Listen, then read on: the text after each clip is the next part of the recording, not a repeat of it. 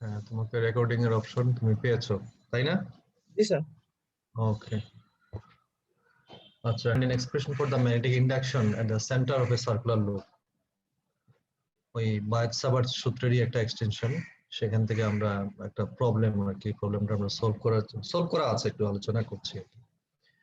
Find an expression for the magnetic induction at the center of a circular current loop. এই যে circular একটা current loop, এটা current প্রবাহিত হচ্ছে একটা বৃত্তাকার লুপের মধ্যে। এই সেন্টারে কতটুকু পরিমাণে চৌম্বক আবেশিত হবে সেটা এক্সপ্রেশন বের করতে বলছে। Magnetic field is the center of a current loop. Consider a circular current loop of radius r carrying current I. Let us first calculate the magnetic field B due to a small element dl from the diagram shown figure. dl সমান r d theta d theta, জিনিসটা বুঝো কিনা? এই যে dl এর length, এই যে dl সমান হবে চাপ সমান কি, অন্তস্থ কোণ ইন্টু ব্যাসার্ধ, তাই তো? আর ডি থিটা, আর ডিএল যদি ভেক্টর হয় ডি থিটার ওই যে তার ডিরেকশন হবে একই দিকে, ডিরেকশনটা একই দিকে হবে, এবং ওই একই দিকে ইউনিট ভেক্টর হলো থেটা নট। ঠিক আছে, so dl should be equal to r D theta theta naught. ঠিক আছে, r D theta theta naught, where theta naught is a unit vector in the theta direction. Theta direction মানে হলো LI direction, ওইটাই আর কি। Note that since dl is small means d theta is small, the unit vector r and theta are perpendicular. এখানে r এই দিকে আর theta direction এই দিকে, that is perpendicular, মানে dl এর এবং d theta এর একই direction।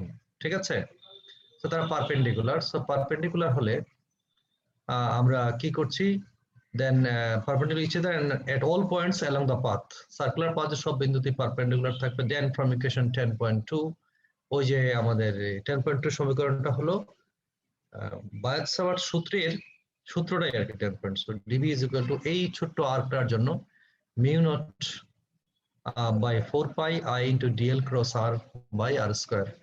ঠিক আছে, তো এটাকে আমরা এই ডিএল এর পরিবর্তে R D theta theta naught লিখলাম, আর বাকি সব সেম রয়ে গেল। তাহলে এটা mu naught I by 4 pi R D theta by R square R theta cross R, theta naught cross R. এখন যেহেতু এখানে এটা কি আছে, 90 ডিগ্রি কোণে আছে, সো এটার মান হবে 1। দুটো ইউনিট ভেক্টর তো, আর ইউনিট ভেক্টর আর এর ডিরেকশনে, আর থিটা নটও ইউনিট ভেক্টর, সুতরাং দুটো ইউনিট ভেক্টর যদি 90 ডিগ্রিতে থাকে তাদের প্রোডাক্ট হবে 1।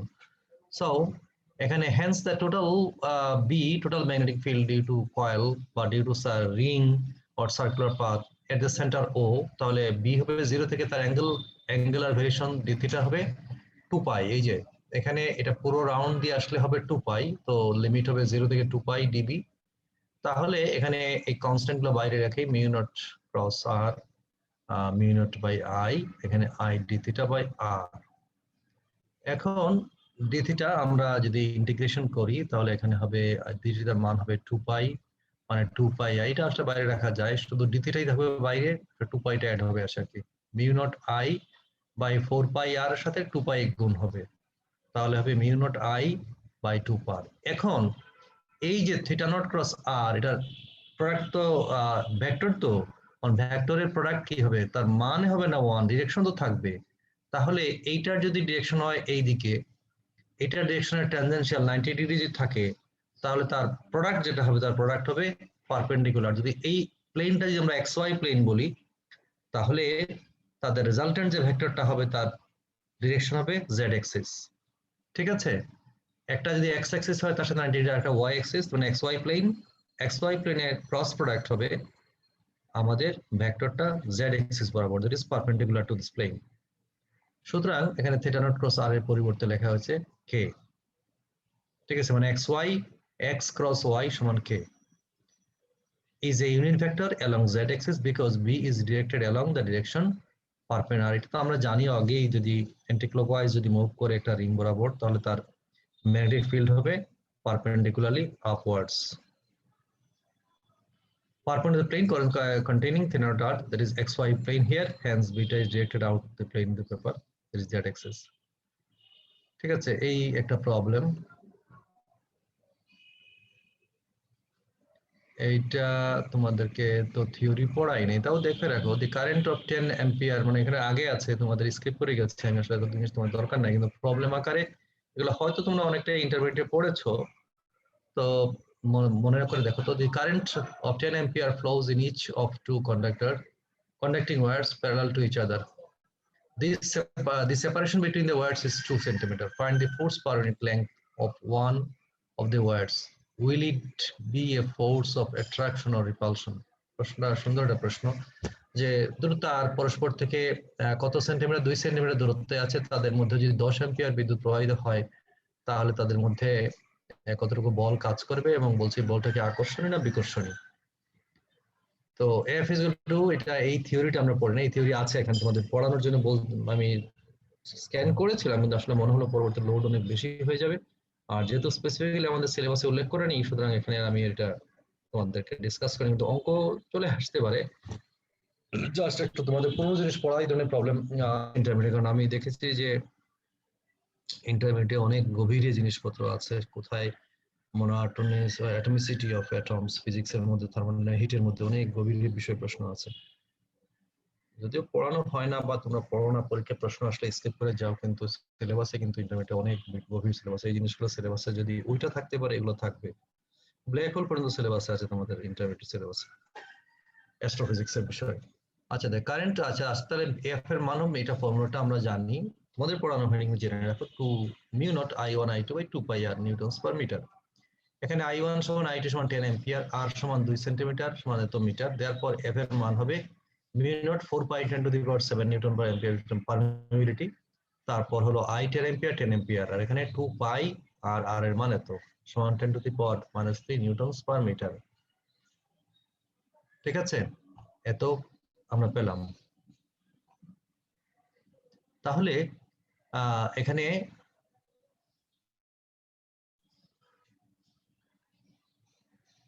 সরি, আরে পেজ স্কিপ করে চলে গেছে, যাও চলে গেছে এখান থেকে। তো এখান থেকে আমরা ফোর্স পেলাম, তখন এই ফোর্সটা কি হবে, যদি বাকিটা আমি বলে দিই, যে will it be force of attraction or repulsion, এটা কি ধরনের ফোর্স হবে বলো তো তোমরা, এখানে নাই, আমি কবে তোমাদের ছবি দেই নাই, স্ক্যান করি নাই, কিন্তু ফোর্সটা কি ধরনের হবে, অ্যাট্রাকশন হবে না রিপালসিভ হবে, কেউ বলো।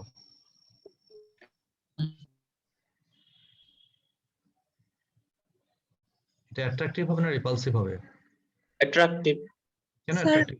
একসাথে গেলে যদি একই দিকে যায় বিদ্যুৎ তাহলে প্রবাহের দিক একই দিকে, সেজন্য অ্যাট্রাকটিভ। একই দিকে হলে অ্যাট্রাকটিভ হবে, তো ম্যাগনেটিক ফিল্ড তো একই দিকে বানাবে ওরা, ম্যাগনেটিক ফিল্ড তো একই দিকে বানাবে, ডিসি স্টেডি কারেন্ট তো, স্টেডি কারেন্টে দুটো তার 3 সেন্টিমিটার দূরত্বে আছে, বা যে কোনো দূরত্বে আছে, তার একই দিকে যাচ্ছে, একই পরিমাণ কারেন্ট যাচ্ছে, সুতরাং চুম্বক সেম চুম্বক পরিণত তারা বানাবে, একই দিকে চুম্বক বানাবে, সুতরাং ফোর্সটা অ্যাট্রাকটিভ হবে। অপোজিটলি হলে, যদি ভিন্ন দিকে যেত তাহলে অ্যাট্রাকটিভ হতো, তখন ম্যাগনেটিক ফিল্ডটা হতো অপোজিট, তাহলে একে অন্যকে আকর্ষণ করবে, এটা বিকর্ষণী হবে এটা। ঠিক আছে, এটা রিপালসিভ ফোর্স হবে। ঠিক আছে, এখন এটা কত নম্বর পেজে আছে আমি বই দেখে নিই, যেই নাম আছে 365 366 পেজে, আমি দেখি তো কি লেখা আছে এখানে, আমি বললাম তো আমি এটা 366।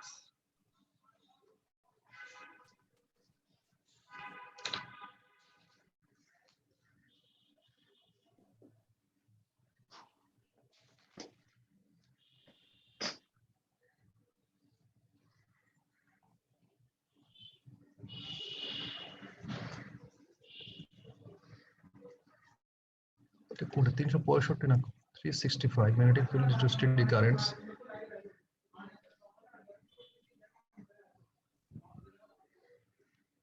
ও না না না, ঠিক আছে, এটা এটা problem, will be force or repulsion, এটা বইতে কিছু লেখা নাই, এটা হবে ফোর্সটা রিপালসিভ ফোর্স হবে। ঠিক আছে, বইতে লেখা এই কথাটা লিখেই নেই। আচ্ছা, এখন আমরা চলে আসি এম্পিয়ার সার্কিটের ল। এম্পিয়ার সার্কিটের ল সিলেবাসে আছে, সিলেবাসে আজ ক্যাটাগরিলি কিছু কয়েকটা পয়েন্ট লেখা আছে, তার মধ্যে আছে বায়-সাভার্ট ল, এম্পিয়ার সার্কিটের law, Faraday's laws of electromagnetic induction, Lenz's law, self inductance, mutual inductance, এই কথাগুলো লেখা আছে। সুতরাং যেগুলো লেখা আছে আক্ষরিক ভাবেই সেগুলো আমাদেরকে অবশ্যই গুরুত্ব সহকারে আলোচনা করতে হবে, সবগুলো গুরুত্ব সহকারে আলোচিত হচ্ছে এখানে, কিন্তু এগুলো আমরা আলোচনা করব। এম্পিয়ার সার্কিটের ল হলো এটা একটা লুপ মানে সার্কিট কখন কমপ্লিট আমরা বলছি জিনিসটা যখন তার ক্লোজ অবস্থায় থাকবে, অর্থাৎ এমন একটা ডিভাইস থাকবে যখন তার মধ্যে বিদ্যুৎ প্রবাহটা একটা জায়গা থেকে যাত্রা শুরু করে একটা জায়গায় এসে আসতে পারবে। ঠিক আছে, সোর্সে হোক আর যেভাবে আমরা ডিসি বলি এসি বলি, অর্থাৎ স্টার্টিং এন্ডিং পয়েন্ট থাকবে, সেটাকে বলছি আমরা সার্কিট। এটা যেমন কাট করা থাকবে, মানে তার মধ্যে বিদ্যুৎ প্রবাহিত হতে পারবে না, তখন সার্কিটটা থাকবে অফ। যখন আমরা ক্লোজ করে দিলাম তখন কারেন্ট প্রবাহিত হতে পারবে। তো এম্পিয়ার সার্কিটের ল, ম্যাগনেটিক বিষয়, ম্যাগনেটের মধ্যে আবার সার্কিট কেন? সার্কিট তো ইলেকট্রিসিটিতে থাকে বা ইলেকট্রনিক্সে থাকে, ম্যাগনেটিজমে সার্কিট কেন হবে? বা এটা কেন আমরা সার্কিটের ল বলছি? সার্কিটের ল এই কারণেই বলছি যে এটা একটা কারেন্টের সাথে চৌম্বকত্বের সম্পর্ক, বিদ্যুৎ প্রবাহিত হলে যে চৌম্বকত্ব তৈরি হয় তার সম্পর্ক, একটা ক্লোজ লুপের মধ্য দিয়ে যদি কারেন্ট প্রবাহিত হয় তখন যে বিদ্যুৎ চৌম্বকত্ব ক্ষেত্র উৎপন্ন হবে তার সম্পর্ক, দ্যাটস হোয়াট ইজ কল্ড সার্কিটের ল।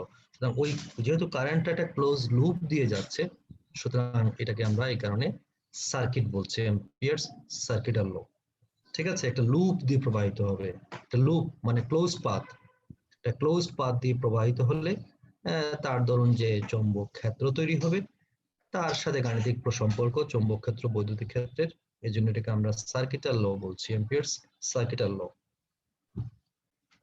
এখন কিছু এটা তো আমি আমার মুখের কথা বললাম, এখানে কিছু ভূমিকার কথা আছে, সেগুলো আমরা বলি দেখি।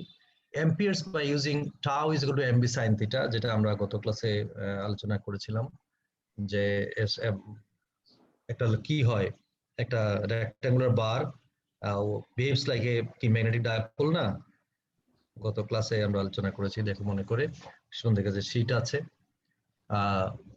সেখানে আমরা দেখছি যে একটা কয়েল একটা অংশ তোমার কি করছে, একটা মানে ডাইপোল হিসেবে কাজ করছে, ডাইপোল মোমেন্ট হলো এনআইএ, যেখানে মান হলো এনআইএ, এন হলো নাম্বার অফ লোবস, আই হলো কারেন্ট, এ হলো তার ক্রস সেকশন। ঠিক আছে, in which tau is the torque and m is the magnitude of the magnetic moment or dipole moment, and theta is the angle between the direction of B and the normal to the wire. Measured B by bringing a compass needle near the straight wire.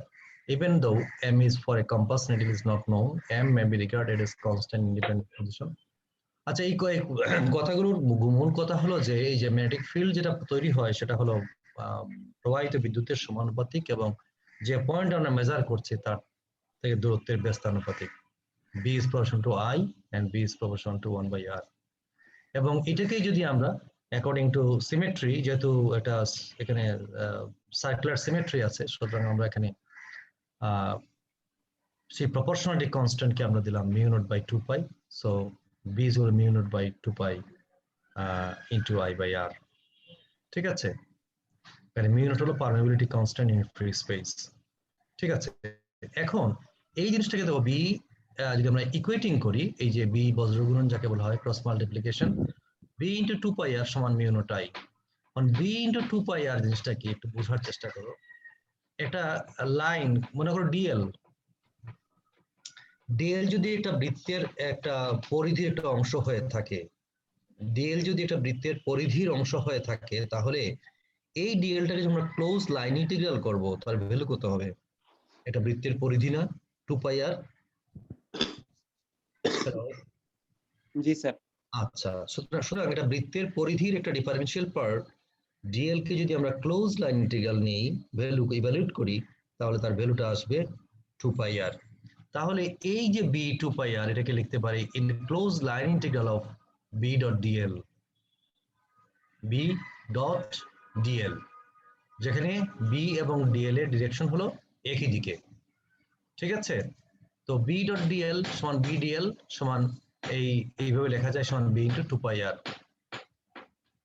ঠিক আছে, এখন এই যে সমীকরণটা, left hand side is B dot dl consisting of circle of radius r centered over for all points on the circle B। এই যে B এবং dl এর এই শুধুমাত্র যে একই ডিরেকশনাল যে পয়েন্ট যেটা আছে, একই ডিরেকশনাল পয়েন্ট অপোজিটও হতে পারে, কিন্তু অন্য যেগুলো কার্টেসিয়ান যে কোঅর্ডিনেট সিস্টেম, মনে করো এটা বিডিএল একই প্লেনে একই ডিরেকশনে আছে, ও আইদার ডিরেকশনে আছে অপোজিটে আছে, যদি আমরা এই প্রেজেন্ট যে সিচুয়েশন অ্যান্টি ক্লকওয়াইজ কারেন্ট সেখানে একই ডিরেকশনে আছে।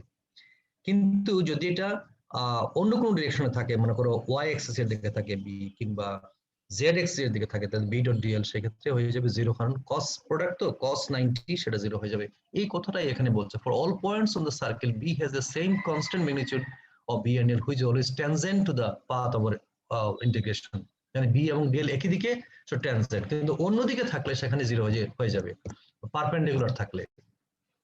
এই কথাটা বলছে in special case we can write the experimentally observed connection B and L এই B dot DL সমান মিউ নট I। এই যে B dot DL এই জিনিসটাকে যে আমরা এখান থেকে আসলাম, এখান থেকে এটাকে লেখা যায় B dot DL সমান মিউ নট I। এটাই আসলে অ্যাম্পিয়ার সার্কিটাল ল। অ্যাম্পিয়ার সার্কিটাল ল এই জিনিসটাকে, এই ইকুয়েশনটাকে অ্যাম্পিয়ার একটা সূত্রবদ্ধ করেছেন, একটু ব্যাখ্যা দিয়েছেন, ব্যাখ্যা দিয়ে সেটাকে বলেছেন অ্যাম্পিয়ার সার্কিটাল ল বা simply Ampere's law in magnetism.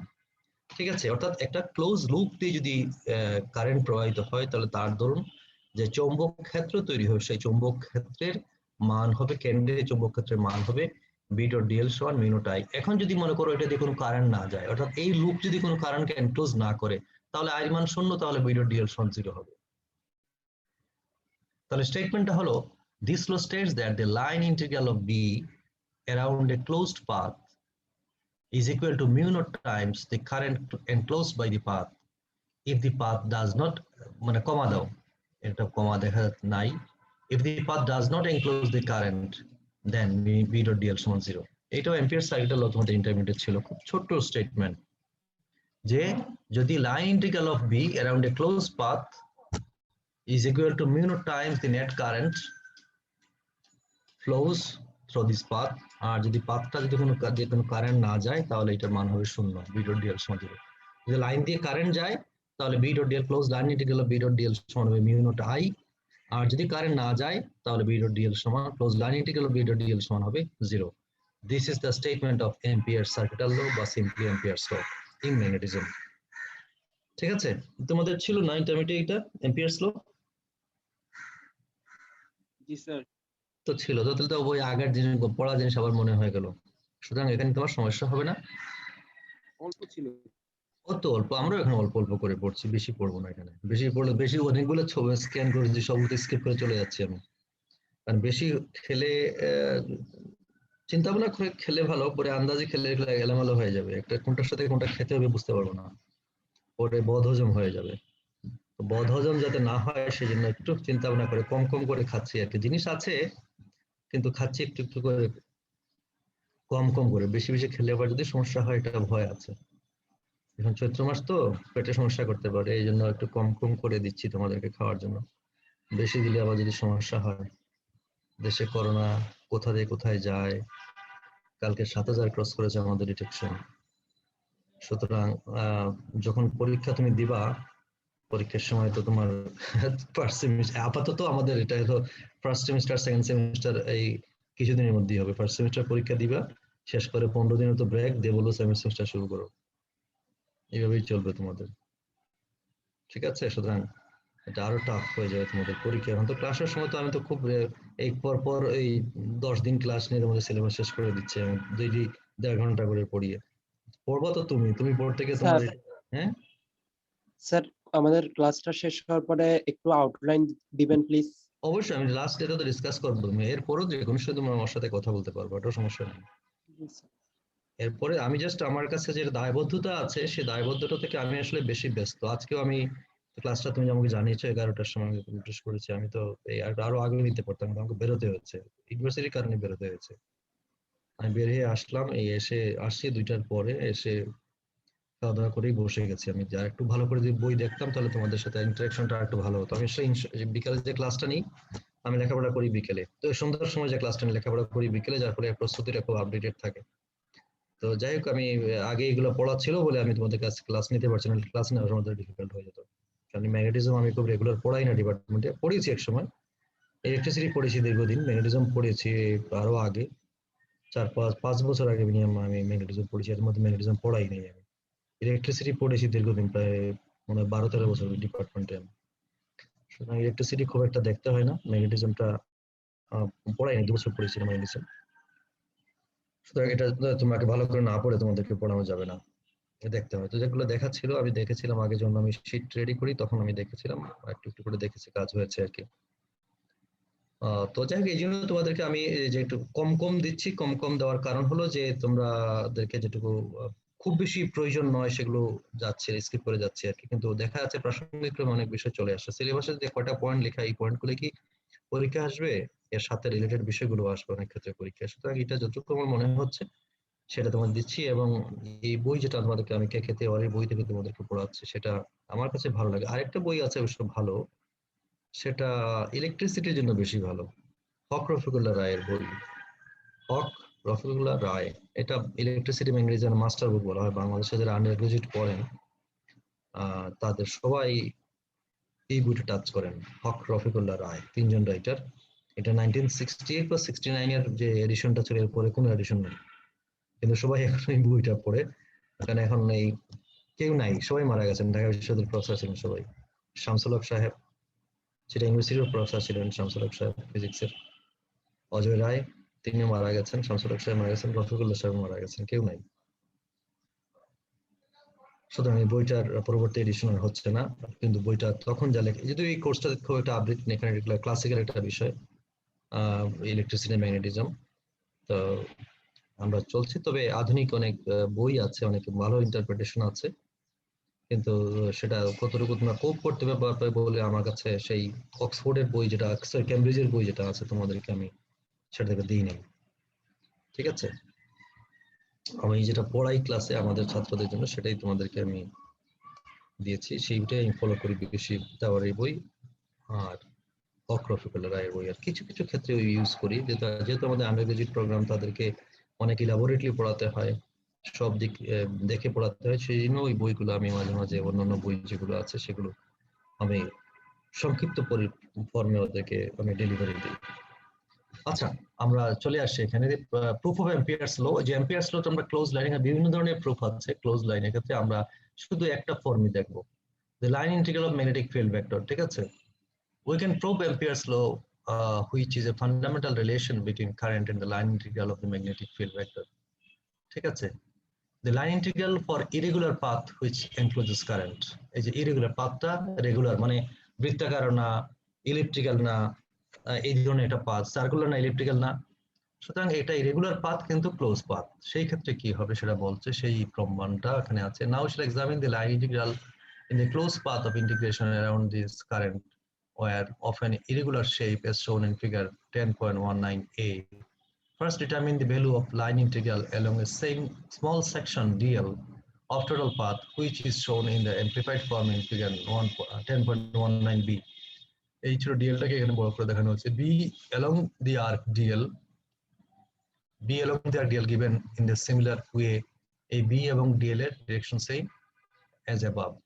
So arc B dot DL সমান mu naught I 2 pi, এখানে এই DL টা হবে থিটার অংশের জন্য d থিটা, সুতরাং mu naught I থিটার ইন্টিগ্রাল থিটা 1, এই যে থিটা 1 থেকে থিটা, এটা রেফারেন্স পয়েন্ট থিটা 1, এটা থিটা 2, এটা so theta 2 minus theta 1 along the radial path B and DL are perpendicular to each other where BDL, যেসব জায়গায় BDL পারপেন্ডিকুলার থাকবে এবং অন্য ওই প্লেন ছাড়া অন্য সব ক্ষেত্রে সেটা শূন্য হবে, তাহলে রেডিয়াল পাথগুলোতে শূন্য, আর এই যেগুলো ট্যানজেনশিয়াল যেটা আছে সেগুলোতে BDL এর ভ্যালু থাকবে। Clearly for the element of the path shown therefore path B dot DL সমান mu naught I সমান theta 2 minus theta 1। এখন since the result is independent of the distance r, এখানে r নাই, then by taking the summation of the contribution of total integral by all segments into which the total path has been divided, it is clear that theta 1, এই জিনিসটাতে মনে করো এখানে এইখানে মনে করো আমরা রেফারেন্স পয়েন্ট, এটা থিটা 1 থিটা 2, ঠিক আছে। তাহলে এই কথার অর্থ হলো এখানে এই যে BDL এর ভ্যালু, যে তার টেনজেনশিয়াল বা একই ডিরেকশনে যেগুলো থাকবে সেগুলো ভ্যালু থাকবে, অন্য যে পারপেন্ডিকুলার ডিরেকশন ডট প্রোডাক্ট সেগুলো শূন্য হবে। আমি একটু আগে সে কথা বলছিলাম আগের পয়েন্টে, আগের এই পয়েন্ট অফ ডিসকাশন যেটা ছিল আমাদের, সেখানে বলেছিলাম। এখন এখানে ওই পয়েন্টগুলো রেডিয়াল কম্পোনেন্ট, যে রেডিয়াল যেগুলো যাবে, পারপেন্ডিকুলার যেগুলো যাবে সেগুলো সবগুলো শূন্য হয়ে যাবে। ঠিক আছে, এখন এইটা মনে করো এখানে এইটার আমার রেফারেন্স পয়েন্ট, এটা ইরেগুলার শেপ। তো ইরেগুলার শেপ আর রেগুলার শেপ যাই হোক, এটা কমপ্লিট রাউন্ডে তার ভেতরে কোণ কত ডিগ্রি হবে, 2 পাই তো এখান থেকে মনে করো যাত্রা শুরু করলো ঘুরে ঘুরে ঘুরে ঘুরে ঘুরে যত তার লিনিয়ার পাথ যতই ইরেগুলার হোক না কেন সে তো অ্যাঙ্গেলটা তো আলটিমেটলি 2 পাই হবে যদি 2D প্লেন সে কভার করে থাকে যদি দ্বিমাত্রিক একটা তল সে কভার করে থাকে না তল হলে তো দ্বিমাত্রিকই হবে অবভিয়াসলি সে কোনো তল যদি একটা তল যদি সে কভার করে একটা তল কভার করলে সে যতই রেগুলার লিনিয়ার পাথে ট্রাভার্স করুক না কেন কোনোটা বিন্দুর চারপাশে যদি সে ঘুরে আসে তাহলে অবশ্যই তার অ্যাঙ্গুলার যে ট্রান্সফরমেশনটা টোটাল অ্যাঙ্গুলার পাথ হবে 2 পাই এই জিনিসটা ক্লিয়ার না sir clear fine thank you very much সুতরাং তাহলে তো হয়ে গেছে প্রবলেম সলভ হয়ে গেছে সো এখানে এই θ2 - θ1 ইন্টিগ্রেশন হবে এটা 2 পাই তাহলে এখানে 2 পাই কাটা গিয়ে থাকবে আমার এটা close path b dot dl সমান mu naught I. So this is nothing but Ampere's circuital law. If the path is taken over radial or parallel, the current B is dl are normal to each other since the arbitrary all components. এই কথাগুলো বলছে এখানে এটা দিয়ে শূন্য হয়ে যাবে শুধু থাকবে এই কম্পোনেন্টটা so this is proof of Ampere's circuital law for any irregular path. এটা যদি রেগুলার হয় তাহলে এই কথাই বলতে হবে না এটা বৃত্ত আঁকলে সেই জিনিসই হবে কারণ আরো পরে বিডিএল ডাজ নট যদি কারেন্ট যদি এনক্লোজ না করে তাহলে শূন্য হবে সেটা আগে বলা আছে স্টেটমেন্টে সেটারও প্রুফ এক্সটেনশন পার্ট আছে এতটুকু তোমাদের লাগবে না এমনি পড়ার জন্য পড়ে রেখো ঠিক আছে এখন Ampere's law and Gauss law of electrostatics গসের সূত্র ছিল যে কি যদি epsilon naught E dot DS সমান কিউ তাই তো যদি চার্জ এনক্লোজ করে সারফেসটা আর যদি সারফেস চার্জ যদি এনক্লোজ না করে তাহলে epsilon or d dot ds বা simply close line surface integral b dot ds সমান 0 এখানে অ্যাম্পিয়ার সার্কিট লতে আমরা পড়লাম যদি কারেন্ট এনক্লোজ করে তাহলে b dot dl close line integral b dot dl সমান হবে mu naught I ওখানে epsilon naught ছিল ওখানে mu naught আর যদি লাইনে কারেন্ট না পাস করে থাকে যদি লাইনে যদি কারেন্ট না থাকে তাহলে ওটা হবে 0 close line integral of b dot dl সমান 0 so there is a close similarity between Ampere's circuital law and কি Gauss law in electrostatics তাহলে ম্যাগনেটোস্ট্যাটিক্স এর Ampere's circuital law বা ম্যাগনেটিজমের Ampere's circuital law এবং ইলেকট্রিসিটির Gauss law দুটার মধ্যে সিমিলারিটি আছে সাদৃশ্য আছে রিজেম্বলেন্স আছে তাদের মধ্যে এই কথাটাই এখানে বলা আছে এখানে Gauss law Ampere's law identical to Gauss theorem of electrostatics for calculating magnetic field as in electrostatics. The differential form of Gauss law is a fundamental equation of Maxwell's electromagnetic theory. Similarly, Ampere's law will also be expressed as a fundamental equation of electromagnetic theory. We will just see it. However, we can apply Ampere's law where is easily evaluated. আচ্ছা এখন আপনার কথা হলো আমরা কোন জায়গায় এই Ampere's circuital law ব্যবহার করতে পারবো Ampere's circuital law কোন জায়গায় ব্যবহার করা যাবে Ampere's circuital law তখন ব্যবহার করা যাবে যখন ক্লোজ লাইন তুমি ফর্ম করতে পারবা এবং যখন সিমেট্রি থাকবে সিমেট্রি ছাড়া তুমি করতে পারবে না এটা ঠিক আছে applications of Ampere law where do we apply Ampere's law এই কথাটা এখানে আলোচিত হবে যখন বিডিএলটা ইজিলি ইভালুয়েট করা যাবে the problem have sufficient symmetry এবং সিমেট্রি ছাড়া এটা করা যাবে না when do we apply Ampere's law like Gauss law Ampere's law is always true for steady currents but it is not always useful সব জায়গায় এটা ইউজফুল হয় না this usefulness of Ampere's law depends on our ability to evaluate closed line integral of b dot dl full stop কতটুকু আমরা সেটা evaluate করতে পারবো for this we construct a closed path called Amperian path ওখানে বলেছিলাম Gaussian surface মনে করে দেখো Gaussian surface আমরা বলেছিলাম এখানে বলবো আমরা Amperian path লাইন আর কি ওখানে আমাদের ম্যাগনেটোস্ট্যাটিক্স এ বলবো Ampere's circuital law এর ক্ষেত্রে Amperian path ওখানে বলবো আমরা Gaussian surface we call Amperian path near the current distribution for which the magnitude of field and angle between B and the direction of path have constant value ঠিক আছে magnitude of magnetic field and angle between B to the direction of the path এটা যখন constant থাকবে তখন আমরা এটা ব্যবহার করতে পারবো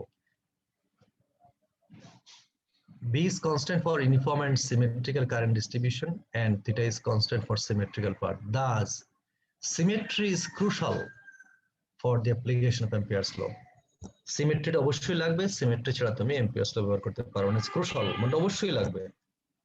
Therefore, we apply Ampere's law only when we have uniform and symmetrical current distribution and symmetrical Amperian path.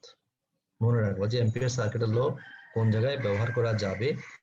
এত ভেতর থেকে যদি কখনো কেউ ভাইভাটির প্রশ্ন জিজ্ঞেস করে বলবা যে Ampere সার্কিটের ল ব্যবহার করা যাবে এই শর্তে যদি পাথটা ইউনিফর্ম হয়, সিমেট্রিক্যাল হয় এবং আমরা একটা সিমেট্রিক্যাল ড্র করতে পারি Amperian পাথটাকে। We apply Ampere's law only when we have uniform and symmetrical current distribution and symmetrical Amperian path. The standard current configuration which can be handled Ampere's law are infinite straight line, infinite plane, infinite solenoid, toroid. ঠিক আছে, তো আমরা এখানে একটা expression দেখি আমরা application of Ampere's law. We shall apply this law for calculating B in important cases given below. B number 1, B near a long wire. এটা লম্বা তার, তার পাশে B এর মান বের করা। ওখানে আমাদের আগে বলা আছে ইনফাইনাইট লং স্ট্রেট লাইনস, একটা লম্বা তার, তার চারপাশে কতটুকু B হবে। As we know that the line of magnetic induction for a long straight wire carrying current I are concentric circles centered on the wire. এটা বোঝো না দেখো তো, একটা তার দিয়ে যদি বিদ্যুৎ প্রবাহিত হয় তাহলে কি হবে? বিদ্যুৎ যদি প্রবাহিত হয় তাহলে তুমি বিদ্যুৎ তোমার ফিঙ্গার দিয়ে থাকে বিদ্যুতের মানে ডানাতের ফিঙ্গার বলছি, ডানাতের থাম্ব যদি তুমি কারেন্টের ডিরেকশনে থাকে, তোমার আঙ্গুলগুলো যেদিকে কার্লিং হবে সেটা হলো তোমার ম্যাগনেটিক ফিল্ডের ডিরেকশন। এটা আমরা আগে দেখেছি আমরা। তাহলে এই দেখো তো, এই যে আঙ্গুলটা কার্ল হলো, এটা একটা বৃত্ত বলতে পারি না আমরা, বৃত্ত। তাহলে ওই বৃত্তটা কাকে কেন্দ্র করে থাকবে? তারটাকে কেন্দ্র করে থাকবে, ওয়্যারটাকে কেন্দ্র করে থাকবে। তাহলে আমরা জানি as we know that the line of magnetic induction for a long straight wire carrying current I are concentric circles centered on the wire. এই তারকে কেন্দ্র করে অনেকগুলো বৃত্ত আমরা বিবেচনা করি, ওই বৃত্তের পরিধি বা সব জায়গায় তোমার কি হবে? ম্যাগনেটিক ফিল্ডের মান সমান হবে, কারণ ওখান থেকে আর এর মান হবে সমান, এবং আর এবং ওই বি এর ডিরেকশন হবে পারপেন্ডিকুলার, কারণ আর হবে রেডিয়ালি আউটওয়ার্ড, আর ওই তোমার ম্যাগনেটিক ফিল্ডের ডিরেকশন হবে ওখানে স্পর্শক, বৃত্তের স্পর্শক বরাবর। সুতরাং এটা হবে কি? Perpendicular. Okay, we know the magnetic field induction for a long straight wire carrying current I are concentric circles. The central dot এখানে in the figure represents the current I in the wire emerging from the base. এদিক থেকে আসছে, এদিকে আসছে, আমার তোমার দিকে মনে করো আসছে। The angle between B and DL is 0. B DL একই দিকে, ঠিক আছে? B এবং DL একই দিকে যেহেতু বৃত্তের, সুতরাং hence B dot DL সমান B DL. Then applying the Ampere's law, we have B at point P. মনে করো এখানে এই বিন্দু, P বিন্দু মানে এখানে কি মনে করো এইখানে DL যেখানে মনে করো P, এই ডিসটেন্স কেন্দ্র থেকে যেখানে তার থেকে R দূরত্বে, এই যে R দূরত্বে আঁকার জন্য এখানে উপরে রাখা হয়েছে আর কি, আসলে এটা এই জায়গাতে, ঠিক আছে? এটার মাঝখানে ডিসটেন্সটা বোঝানোর জন্য R, উপরে P, মানে এই লাইন বরাবর একটা P বিন্দুতে আছে, ঠিক আছে? অথবা তুমি P এখানে ধরতে পারো, এইটা ধরতে পারো, তখন R হবে এইটা, এই যে R এখানে, এইটা P সেম লেভেলে। Okay, B to direction BDL, then applying the Ampere's. হ্যাঁ বলো স্যার, এটার ডিরেকশনটা বৃত্তাকার কেমনে হইছে এটা বুঝি নাই আমি। আমরা ওই যে কোনো তার দিয়ে যদি বিদ্যুৎ প্রবাহিত হয়, তার চারপাশে তো চৌম্বক ক্ষেত্র তৈরি হবে। এই চৌম্বক ক্ষেত্রের ডিরেকশনটা কি? আমরা বলেছিলাম যে ডান হাতের দিয়ে যদি আমরা তারটাকে ধরি, আমার থাম্ব যে ডিরেকশনে যাবে সেটা যদি হয় কারেন্টের ডিরেকশন, তাহলে আমার আঙ্গুলগুলো যেদিকে কার্লিং হবে সেটা কার্লিং এটা হবে তোমার কি? এই ম্যাগনেটিক ফিল্ড ডিরেকশন। তাহলে এখানে মনে করো তোমার এই যে সামনে যে কম্পিউটার বা মোবাইলের মনিটর আছে, তুমি এটাকে তুমি ডান হাতে ধরো বা তুমি এটাকে করো, গ্রাস্প করো, তোমার দিকে বৃদ্ধাঙ্গুলি দাও, তো তোমার দিকে যদি বৃদ্ধাঙ্গুলি দাও, তো আঙ্গুল যদি কার্লিং হচ্ছে, সেই কার্লিং গুলা কি এই ম্যাগনেটিক ফিল্ডের ডিরেকশন না? এই কার্ল গুলো হবে এই যে আঙ্গুলগুলো কার্ল হলো, এটা তো বৃত্তাকার প্রতি কার্লিং হলো। আর এটাকে আরো সহজভাবে যদি বলি আমরা, তাহলে এই যে ম্যাগনেটিক ফিল্ডের যে মানটা, সেই মানটা নির্ভর করবে কিসের উপর? এই তার থেকে রেডিয়াল ডিস্টেন্সের উপর। একটা সার্টেন রেডিয়াল ডিস্টেন্সের সব দিকে যেহেতু ইউনিফর্মলি এবং সিমেট্রিক্যালি সে ম্যাগনেটিক ফিল্ড তৈরি করবে, সুতরাং একটা সার্টেন ডিস্টেন্সে প্রতি জায়গাতে সার্টেন ডিস্টেন্স যদি কনস্ট্যান্ট থাকে, তাহলে তাহলে তারটাকে কেন্দ্র করে কেউ বৃত্ত হবে না, অনেকগুলো বৃত্ত হবে না, তাহলে ওই বৃত্তের পরিধি বরাবর প্রতিটা বিন্দুতে ম্যাগনেটিক ফিল্ডের মান সমান হবে। এই জন্য বলা হচ্ছে অনেকগুলো কনসেন্ট্রিক সার্কেল। ঠিক আছে, সমকেন্দ্রিক বৃত্ত। কারণ ওই তার থেকে সমদূরত্বে যে তোমার লোকাস বা একটা বিন্দুর সঞ্চার পথ, সেটা বৃত্তাকারই তো হবে। তারের কেন্দ্র থেকে তারের এক্সিস যদি আমরা এক্সিস ধরি, তাহলে তারের চারপাশে যদি আমরা একটা বিন্দুর লোকাস বা সঞ্চার পথ বিবেচনা করি, তাহলে ওই সঞ্চার পথের নেচারটাই হবে সার্কেল। ঠিক আছে, এই জন্য বলছে কনসেন্ট্রিক সার্কেল। তো এখানে আচ্ছা, এখানে বি ডিরেকশন যেহেতু ওইদিকে, আর ডিএলটা তো তার লাইন বরাবর, সুতরাং বি এবং ডিএল একই ডিরেকশনে, সো বি ডট ডিএল সমান বিডিএল। ওইখানে আমরা বিডিএল রাখলাম, সো বি ডট ডিএল সমান হবে এখানে মিউ নট আই। তো ডিএল হবে 2 pi R, so B is equal to mu naught I by 2 pi R. In fact তাহলে আমাদের এক্সপ্রেশন হয়ে গেল যে magnetic field due to a long wire, যার পাশে আর দূরত্বে হবে মিউ নট আই, আই হলো current, mu naught by 2 pi constant মানে আই বাই আর। ঠিক আছে, এখানে যেখান থেকে আমরা শুরু করেছিলাম আবার ওই জায়গায় চলে আসলাম, যে অ্যাম্পিয়ারস ল প্রমাণ করতে গিয়ে এটা ধরলাম না যে শুরুতে, এই দেখো এই যে b is proportional to i, আর এই যে b is mu naught by 2 pi, যে জায়গাতে আমরা ছিলাম, ঘুরে ফিরে আমরা ওই জায়গাতে আবার চলে আসলাম, আবার এখানে চলে আসলাম। In fact, we may regard this as an experimental result consistent and also derivable from Ampere's law. This expression is same as obtained by Bayer-Sabat law দ্বারা তুমি সেটা পাবা। ঠিক আছে, এটা তুমি বায়ার-সাবাট ল দ্বারাও তুমি সেটা পাবা। এখন কথা হলো, আমরা সিমিলার এক্সপ্রেশন পেয়েছি দেখো এর জন্য, ইলেকট্রোস্ট্যাটিক্স এর জন্য। It is interesting to compare equation 10.25 with the expression for electric field near a long wire. এটা ছিল 1/2 pi epsilon naught, মানে এটা ছিল lambda by 2 pi epsilon by r। ঠিক আছে, lambda by 2 pi epsilon naught r। তো এখানে দেখো এপসাইলন নট আছে, এখানে মিউ নট আছে, পাই আছে, 2 পাই আছে, এখানে আই আছিল, এখানে কি আছে, এখানে আই মানে কারেন্ট, এখানে ল্যামডা, ল্যামডা ছিল চার্জ ডেনসিটি, ইউনিফর্ম যে চার্জ ডেনসিটি দ্বারা চার্জ গুলো ডিস্ট্রিবিউটেড আছে, সেটা ছিল ল্যামডা। এখানে হলো আই হলো কারেন্ট, ইউনিফর্ম কারেন্ট বা স্টেডি কারেন্ট। তাহলে একেবারে সিমিলার, এখানে আওয়ার আছে, এখানে আওয়ার আছে, দুই জায়গাতেই আর আছে। তাহলে এই দুইটা দেখো ইকুয়েশন ইলেকট্রোস্ট্যাটিক্স এর জন্য আমরা পেয়েছিলাম এইটা, ম্যাগনেটোস্ট্যাটিক্স এর জন্য পেলাম এটা, আমরা আসতে পারি। Both are identical depending on constant multiple factor mu naught by 2 pi and 1/2 pi epsilon naught, and the factor responsible for fields I and lambda. Finally, each field varies as 1 by r. They are derived in the same manner, E by using Gauss law and evaluating integral over Gaussian surface, and B by using Ampere's law and evaluating for closed circular path. However, lines of E are perpendicular to the surface while the lines of B are tangent to surface. এই হলো different circuit. তো যাক, B for solenoid এগুলো অনেকগুলো আছে, সেগুলা তোমরা দেখতে পারো, আছে বি বিভিন্ন বের করার জন্য। ঠিক আছে, এখন আমাকে এই জিনিসটা আমরা, আমাদের একটা প্রবলেম, ইন্টারেস্টিং প্রবলেম, এটাকে আমি সরাতে পারি কিভাবে? আচ্ছা, সরালাম একটু করে।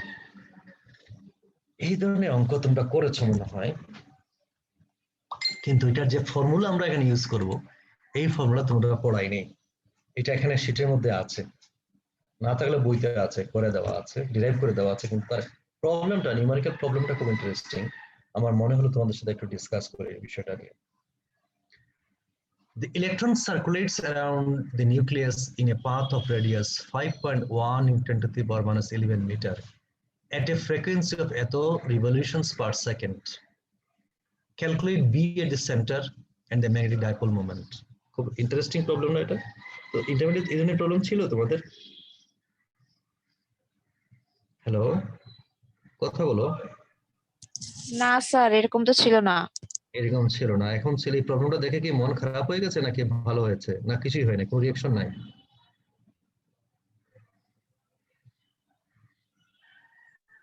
স্যার কেমন রিঅ্যাকশন নিজেরাও বুঝতেছি না। একটা আগ্রহ থাকার, যেটা ইলেকট্রন তো আমরা জানি যে প্রতিটা মানে অ্যাটমের মধ্যে অরবিটে ইলেকট্রন মুভ করছে। সুতরাং এই যে ইলেকট্রন মুভ করছে তার ধরুন তার নিউক্লিয়াসের মধ্যে ম্যাগনেটিক ফিল্ড তৈরি হবে না? জি আসলে স্যার। দুনিয়ার মধ্যে তুমিও কতটুকু জানো, আমরাও কতটুকু জানি যে ফিজিক্স যে কিভাবে মানে অতপ্রতভাবে আছে। এই যে দেখো প্রসঙ্গক্রমে আসলো, তোমরা জানো যে অরবিটের মধ্যে কি থাকে, ইলেকট্রন ইভেন সংখ্যক থাকে না? ফর্মুলা তো 2n স্কয়ার। জি স্যার। 2 ইভেন সংখ্যক থাকে। ইভেন্টটা কেন জানো? কেন ইভেন্ট? কি ফিজিক্স দেখো, দুনিয়া সৃষ্টি হয়েছে কত বছর, বিলিয়ন ইয়ার্স। কিন্তু এটা আমরা এগুলো জানার বয়স আমাদের বেশি দিন না, 100 বছর বা এই কোয়ান্টাম মেকানিক্স আবিষ্কার হওয়ার পরে আর কি, 1905 এর পরে 115 বছর 16 বছর ধরে আমরা জানি এগুলো। আরে ইলেকট্রনগুলো তো ঘুরছে না। জি স্যার। ইলেকট্রন দুই ধরনের মোশন আছে না, অরবিটাল মোশন আর স্পিনিং মোশন। জি স্যার। তো অরবিটাল মোশন স্পিনিং মোশন প্রতিটা মোশনের জন্য ম্যাগনেটিক ফিল্ড তৈরি হয়। জি স্যার। স্পিনের জন্য তো ম্যাগনেটিক, স্পিনের জন্য ম্যাগনেটিক ফিল্ড তৈরি হচ্ছে। তো ম্যাগনেটিক যদি উল্টা না ইভেন্ট এই কারণে থাকে, যতগুলো একদিকে ঘুরে আরেকগুলো সমাসঙ্গে উল্টা দিকে ঘুরে। ঠিক আছে, অরবিটাল মোশন ঠিক আছে, অরবিটাল মোশন ঠিক আছে, কিন্তু স্পিনিং মোশন দেবা ইলেকট্রনের স্পিন কতগুলো হাফ, কোন করতে হবে মাইনাস হাফ, মানে তার ওরিয়েন্টেশন উল্টা দিকে। জি স্যার। ওরিয়েন্টেশন উল্টা দিকের কারণে ম্যাগনেটিক ফিল্ড হয় উল্টা।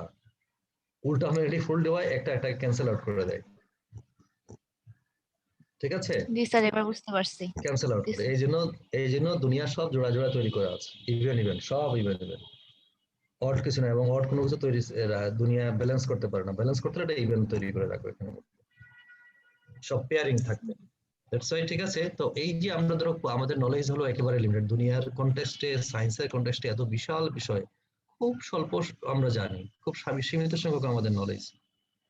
তো এই নলেজের মধ্যে দেখো এই যে একটা ছোট ইন্টারেস্টিং প্রবলেম, যে একটা ইলেকট্রন মুভ করছে, তার এত ফ্রিকোয়েন্সি, তার জন্য তার চৌম্বক ক্ষেত্র কতটুকু হবে।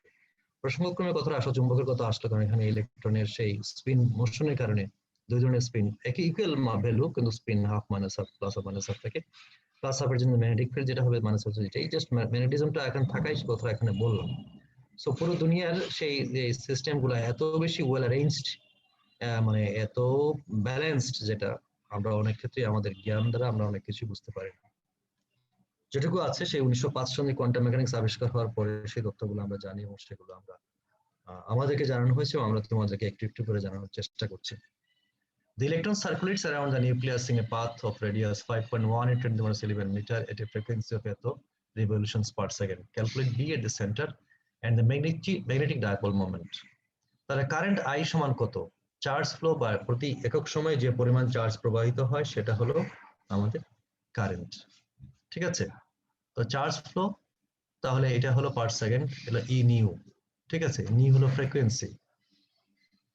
ঠিক আছে, তাহলে ই, এখানে একটাই তো ইলেকট্রন প্রবাহিত হচ্ছে, একটা ইলেকট্রনের চার্জ হলো 1.6 × 10⁻19 কুলম্ব, আর সেকেন্ডে কতবার যাচ্ছে এটা? 6.8 × 10⁻15 টাইমস। ঠিক আছে, এটা কিন্তু নিউ, ভি না, নিউ সিম্বল। তাহলে এটা গুণ ধরলে হবে 1.1 × 10⁻13 অ্যাম্পিয়ার। মানে দেখো একটা ইলেকট্রন মানে হাইড্রোজেন পরমাণু যেখানে একটা ইলেকট্রন আছে, একটা প্রোটন যেহেতু তার আউটারমোস্ট শেলে একটা ইলেকট্রন থাকবে, তো একটা ইলেকট্রন কি করবে? এটা একটা ইলেকট্রন, তার কারেন্ট কতটুকু? 1.1 milli ampere. 1.1 milli ampere, not a small amount of current, remember it. 1.1 milli ampere current. অরবিটে যে ইলেকট্রন মুভ করছে তার ভ্যালু হলো 1.1 মিলি অ্যাম্পিয়ার পার সেকেন্ড, মানে 1.1 × 10⁻³ তো এটা হবে মিলি অ্যাম্পিয়ার, 1.1 মিলি অ্যাম্পিয়ার। আচ্ছা, B at the center of the orbit is given by putting x equal to 0, 10 to, এই সমীকরণটা মানে তার কেন্দ্রে কতটুকু হবে তোমাদেরকে সেটা আমরা 10.8 কি এখানে আছে কিনা দেখি, আমি মনে হয় কপি করি নাই তোমাকে, দেখি ইকুয়েশনটা 10.8 সম্ভবত ইকুয়েশন তোমাদেরকে আমি পেজটা ফটোকপি স্ক্যান করি নাই, কারণ মনে হলো তোমাদের কাছে এটা খুব একটা প্রাসঙ্গিক নয়। 10.5D 356 10.8 করিনি আমি, 10.8 করি নাই। এই সমীকরণ বইতে দেখবো 10.8 সে সমীকরণটা আছে, এই ফর্মুলাটা আছে, ঠিক আছে, এই ফর্মুলাটা তোমাদের আছে বইতে 10.8, যে এটা হবে mu naught I R square 2 R square to the power 3/2। দেখি তোমাদের আমি ইকুয়েশনটা দেখাতে পারি কিনা, আমার কাছে বই আছে 10.8। এই যে আমাদের হেডিং হলো magnetic field along the Axis of A circular coil. এই যে এই হেডিং এ এটার পরের পৃষ্ঠায় গিয়ে এই যে 10.8 ফর্মুলা আছে। তোমরা কি ইকুয়েশনটা দেখতে পাচ্ছ 10.8? স্যার স্পষ্ট দেখা যাচ্ছে না। আর একটু ক্যামেরার কাছে আনি এখন। স্যার এখনো ঝাপসা। ফোকাস করতে পারছো না নাকি? আচ্ছা এখন স্যার এখনো। আচ্ছা তো 10.8 তো এইটা তো এখন কেমন দেখা যায় দেখো তো।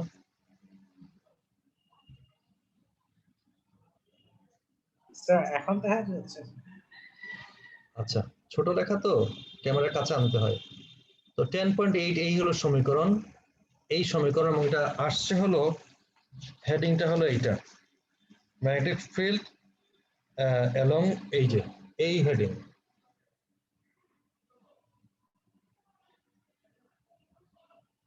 হেডিং দেখতে পাচ্ছ এখন? জি স্যার। আচ্ছা এই হেডিং এ এই হলো সমীকরণ আমাদের। তো এটা তোমাদের দেইনি আমি, এই সমীকরণটাই এখন আমরা এখানে কাজে লাগাচ্ছি। এই যে mu naught I R square 2 R square X square to the power 3/2। এখন যেহেতু এক্স সমান 0 তোমাকে কেন্দ্রে বলছে, তো এক্স সমান 0 হবে, তাহলে এটা হবে এক্স যদি 0 হয়ে যায় তাহলে আর স্কয়ার রুট ওভার মানে আর কিউব, উপরে আছে আর স্কয়ার থাকবে আর মিউ নট আই বাই 2 আর সমান 4 মিউ নটের মান 10 টু দি পাওয়ার 7 4 এর মান 7 ওয়েবার পার মিটার স্কয়ার, আর আর এর মান 1.1 × 10 টু দি পাওয়ার -3, আই এর মান 1.3 1.1, আর এখানে নিচে হলো 2r 2 × r হলো 5.1 × 10⁻11 মিটার, আগেতেই বলা আছে রেডিয়াস, তাহলে হলো 14 weber per metre square B এর মান, ঠিক আছে। আর ম্যাগনেটিক ডাইপোল, হ্যাঁ বলো। এখানে এক্সটা কি? এক্স হলো ডিসটেন্স আর কি, ওখানে যে কেসটা তোমাকে বলা আছে মানে অ্যাক্সিস থেকে কতটুকু ডিসটেন্স বলা আছে, এখানে বলাই আছে অ্যাক্সিসের উপরে, সুতরাং অ্যাক্সিসের মান এক্স এর মান হবে 0, আচ্ছা আচ্ছা ঠিক আছে স্যার। ঠিক আছে। ফর্মুলা যেটা এটা 10.8 এ এটা হলো এক্স রেডিয়াস, তার অ্যাক্সিস থেকে ডিসটেন্স কতটুকু আছে আর আগে ধরো এটা আর এর মান, দুইটা আর একসাথে না বসে অ্যাক্সিস থেকে ডিসটেন্সটা বলছে। সো এখানে এক্স এর মান 0, তো এই ক্ষেত্রে বসলাম, আর আমরা ডাইপোল মোমেন্ট হলো m = NIA, তো n হলো একটাই টার্নস n, i এর মান এত, আর এ হলো পাই আর স্কয়ার সমান 9 × 10⁻24 এম্পিয়ার মিটার স্কয়ার মানে ডাইপোল মোমেন্টের মান, ঠিক আছে। তো এই হলো একটা প্রবলেম যে একটা ইলেকট্রন যদি ঘুরে তার কেন্দ্রে কতটুকু ম্যাগনেটিক ফিল্ড তৈরি হবে এবং তার ডাইপোল মোমেন্ট কতটুকু হবে, দেখো এইগুলো ক্যালকুলেশন আমরা পেয়ে গেলাম। এখন আমরা চাই আমাদের ইলেকট্রোম্যাগনেটিক ইন্ডাকশন, ঠিক আছে। ইলেকট্রোম্যাগনেটিক ইন্ডাকশনে আমাদের পড়বো আমরা ফ্যারাডের সূত্র, ফ্যারাডে এক্সপেরিমেন্ট, তারপর পড়বো লেঞ্জের সূত্র, সেলফ ইন্ডাকটেন্স, মিউচুয়াল ইন্ডাকটেন্স, এগুলো, ঠিক আছে। দাঁড়াও আমি একটু ফ্যানটা চালিয়ে আসি, গরম লাগছে।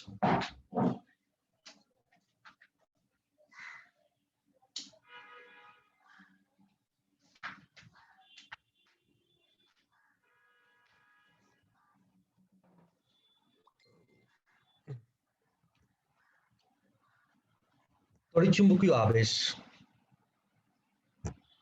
তড়িৎচুম্বকীয় আবেশ বা ইলেকট্রোম্যাগনেটিক ইন্ডাকশন।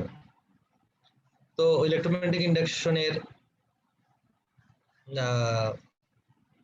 ঘটনা, তার বিভিন্ন ইফেক্ট আমরা আচ্ছা, তোমরা যখন অনেক ছোট ছিল তখনও জানো এবং আরো প্রাত্যহিকভাবে সেটা আমরা অবজার্ভ করি।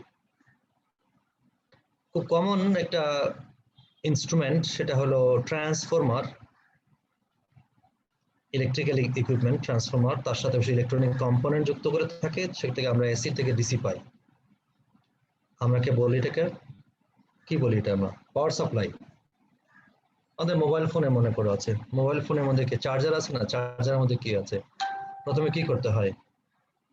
এসি কে স্টেপ ডাউন ট্রান্সফর্ম করে আবার এসি বানালাম, তারপর এটাকে ফিল্টার সার্কিটের মধ্যে দিলাম, দিয়ে আমরা ডিসি বানালাম। ওই ডিসি দিয়ে আমরা মোবাইল ফোন, এই যে ল্যাপটপ চলছে, আমি যে ল্যাপটপে কথা বলছি, ল্যাপটপ তো চার্জিং হচ্ছে ডিসি, ভিতরে কি ট্রান্সফর্মার আছে এবং কি আছে, এটা সব এটা হচ্ছে কুলেন্ট আছে, যেহেতু এখানে কারেন্ট পাস করছে, কয়েল দিয়ে হিট উৎপন্ন হয়, হিটটাকে রিডিউস করার জন্য কুলেন্ট মানে কি ম্যাটেরিয়াল আছে যাতে হিটটা ডাইভার্স হয়ে যায়, ডিসপার্সড হয়ে যায়। আর ফিল্টার সার্কিট আছে, ফিল্টার সার্কিটে কি আছে? ডায়োড আছে, ক্যাপাসিটর আছে, আর ইন্ডাক্টর আছে। তাহলে পুরো আমরা স্মুথ ডিসি পাই। তাহলে এসি থেকে ডিসি লোয়ার ভোল্টেজে পাওয়ার জন্য আমাদের এই জিনিসগুলো দরকার হয়, এবং ওই যে ট্রান্সফরমার যে প্রিন্সিপালে কাজ করে হলো এই ইলেকট্রোম্যাগনেটিক ইন্ডাকশন। আবার ওখানে ফিল্টার সার্কিটে আমরা ইন্ডাক্টর ব্যবহার করছি, ওখানে সেলফ ইন্ডাকটেন্স আমাদের কাজে লাগে। ঠিক আছে, সুতরাং আমরা ইলেকট্রিক্যাল যত অ্যাপ্লায়েন্স আমাদের আছে, বিশেষ করে আমরা ডিসি দিয়ে যেগুলো কাজ করি, আমরা ডাইরেক্ট কারেন্ট দিয়ে যেগুলো ইকুইপমেন্ট আমরা ঘরে কাজে লাগাই বা আমাদের পকেটে কাজে লাগাই, সেগুলো সবগুলো কিন্তু চার্জিং এর ক্ষেত্রে আমরা এই বিষয়গুলো ইউজ করি। Electromagnetic induction, self inductance, mutual inductance, এগুলো আমরা ব্যবহার করি, নিজের জ্ঞানত করি কিংবা অজ্ঞানত করি। যারা আমরা একটু একটু পড়েছি তারা হয়তো জানি ভিতরে কি ঘটনা ঘটছে, কিন্তু সাধারণ মানুষ, বেশি অংশ মানুষে কিন্তু এই সেলফ ইন্ডাকটেন্স, মিউচুয়াল ইন্ডাকটেন্স, ফ্যারাডের সূত্র, ল্যাঞ্জের সূত্র, এগুলো কিছু জানে না, কিন্তু দে অল ইউজ ইট। ঠিক আছে, প্রত্যেকেই সেটা ব্যবহার করে।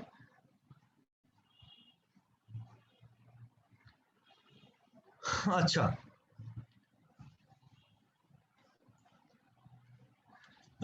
একটু introductory কথা এখানে বলা আছে। In the preceding chapters of the principles of static electric and magnetic fields were considered. In this chapter, electric and magnetic fields that change with time are discussed.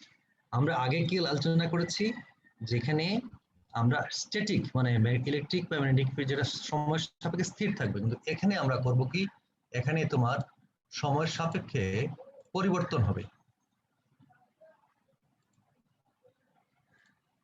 সময়ের সাপেক্ষে এগুলো প্রত্যেকটা পরিবর্তন হবে। তোমরা এতগুলো ডিসকাশন কি করছো? আমাকে কোনো প্রশ্ন আছে কিনা দেখি তো।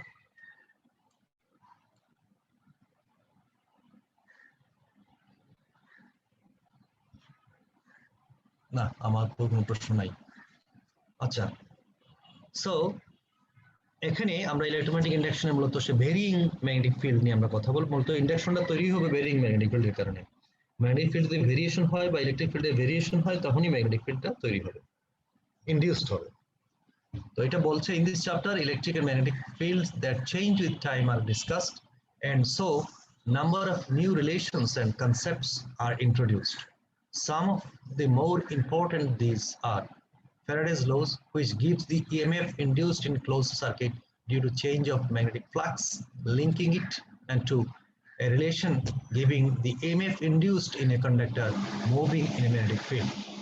To be more specific, the present chapter will consider the phenomena associated with accelerated charges or correspondingly with the time-changing currents or time-changing magnetic fields. Therefore, in the following sections, we will relate the electric field to the changing magnetic field and examine some of the consequences of the relationship. ঠিক আছে, মানে ভেরিং electric এবং magnetic ফিল্ডের ইফেক্টগুলো আমরা এখানে consider করব। এখানে Faraday's experiment with electromagnetism, Faraday দুটো মূলত এক্সপেরিমেন্ট করেছিলেন তড়িৎচুম্বকীয় নিয়ে, তড়িৎচুম্বকত্ব নিয়ে, তার দুটো এক্সপেরিমেন্টের বর্ণনা আছে। তারপরে আছে এখানে ফ্যারাডের সূত্রগুলো, ল্যাঞ্জের সূত্র। ঠিক আছে, ফ্যারাডের প্রথম সূত্রটা কি? ফ্যারাডের প্রথম সূত্র, উনি এটা কন্ডাক্টিং ওয়্যারকে এইভাবে পেঁচিয়ে পেঁচিয়ে পেঁচিয়ে পেঁচিয়ে পেঁচিয়ে পেঁচিয়ে উনি রাখলেন। রেখে উনি বললেন কি, একটা গ্যালভান, তার কন্ডাক্টরের দুই প্রান্তে গ্যালভানোমিটার, যেহেতু কোনো কারেন্ট পাওয়ার সোর্স নাই, সুতরাং গ্যালভানোমিটার কাটার কোনো ডিফ্লেকশন দেবে না। কিন্তু দেখলেন তিনি যদি একটা দণ্ডচুম্বক যদি এখানে প্রবেশ করান, তাহলে মানে যতক্ষণ মুভমেন্টে থাকে এই গ্যালভানোমিটার কাঁটা একটা দিকে বিক্ষিপ্ত হয়। যখন এই দণ্ডচুম্বকটাকে উনি বের করে নিয়ে আসার চেষ্টা করেন, তখন কি হবে? বের করে নিয়ে চেষ্টা করলে কাঁটা আগে যেদিকে বিক্ষিপ্ত হয়েছিল এখন উল্টো দিকে বিক্ষিপ্ত হয়। বোঝার চেষ্টা করো, এই সিস্টেম মনে করো এখানে আছে, ঠিক আছে? এখানে আছে এই বাম দিকের পার্টটা, এখানে এই একটা তার এখানে উনি পেঁচিয়ে পেঁচিয়ে কয়েলের মতো করেছেন, করে এখানে দুই প্রান্তে একটা গ্যালভানোমিটার সংযুক্ত করে আছে, যে গ্যালভানোমিটারের কাজ হলো বিদ্যুৎ প্রবাহের অস্তিত্বটা শুধু জানান দেওয়া, পরিমাপ করতে পারবে না, শুধু বলবে যত বেশি ডিফ্লেকশন হবে আমরা বলবো তত বেশি পরিমাণ কারেন্ট আছে, কিন্তু কতটুকু কারেন্ট প্রবাহিত হচ্ছে সেটা বলা যাবে না। ডিফ্লেকশন বেশি মানে কারেন্ট বেশি, ডিফ্লেকশন কম মানে কারেন্ট কম, আর কোনো ডিফ্লেকশন নাই মানে নো কারেন্ট। তো একটা নিউট্রাল অবস্থায় কোনো কারেন্ট নাই, পাওয়ার সোর্স নাই, এই ধরনের একটা কানেকশনের মধ্যে গ্যালভানোমিটারের কোনো বিক্ষেপ আমরা পাবো না।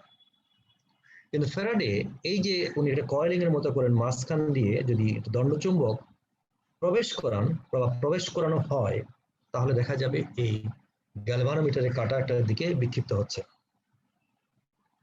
এবং মনে করো ডানে বিক্ষিপ্ত হলো, তা আবার যখন দণ্ডচুম্বকটা রিমুভ করার চেষ্টা করছেন, উল্টা দিকে নিচ্ছেন, তাহলে দেখা যাচ্ছে যে কাঁটাটা তখন বাম দিকে বিক্ষিপ্ত হচ্ছে, এবং যতক্ষণ এটার মুভমেন্ট থাকবে ততক্ষণ বিক্ষেপ থাকবে, আর মুভমেন্ট না থাকলে বিক্ষেপ থাকবে না। সেম জিনিসটাই উনি করেছেন। তখন উনি কি করলেন, যে দণ্ডচুম্বকটাকে ফিক্স করে রাখলেন, দেখে এই কয়েলটাকে এইভাবে ধরে আপ ডাউন করলেন। আপ করলে দেখা যাচ্ছে যে এই যে দিকে বিক্ষিপ্ত হচ্ছে তার ওইটাও তার উল্টো দিকে নামার সময় তখন উল্টো দিকে বিক্ষিপ্ত হচ্ছে। আবার দুইটা ক্ষেত্রেই যদি দণ্ডচুম্বকের ডিরেকশন চেঞ্জ করা যায়, মনে করেন এখানে নর্থ সাউথ নিচের দিকে আছে, নর্থ যদি উপর দিকে যায়, সাউথ যদি হয়, তাহলে নর্থ যেদিকে নিচের দিকে ছিল থাকা অবস্থায় যে ডাউনওয়ার্ডস অবস্থার সময় যে বিক্ষেপটা যেদিকে দিয়েছিল, তখন সাউথ যদি নিচে থাকে তাহলে বিক্ষিপ্ত হবে উল্টা দিকে, এবং সিমিলার একই ঘটনা ঘটবে এইদিকে। এটা হলো ফ্যারাডের প্রথম পরীক্ষা।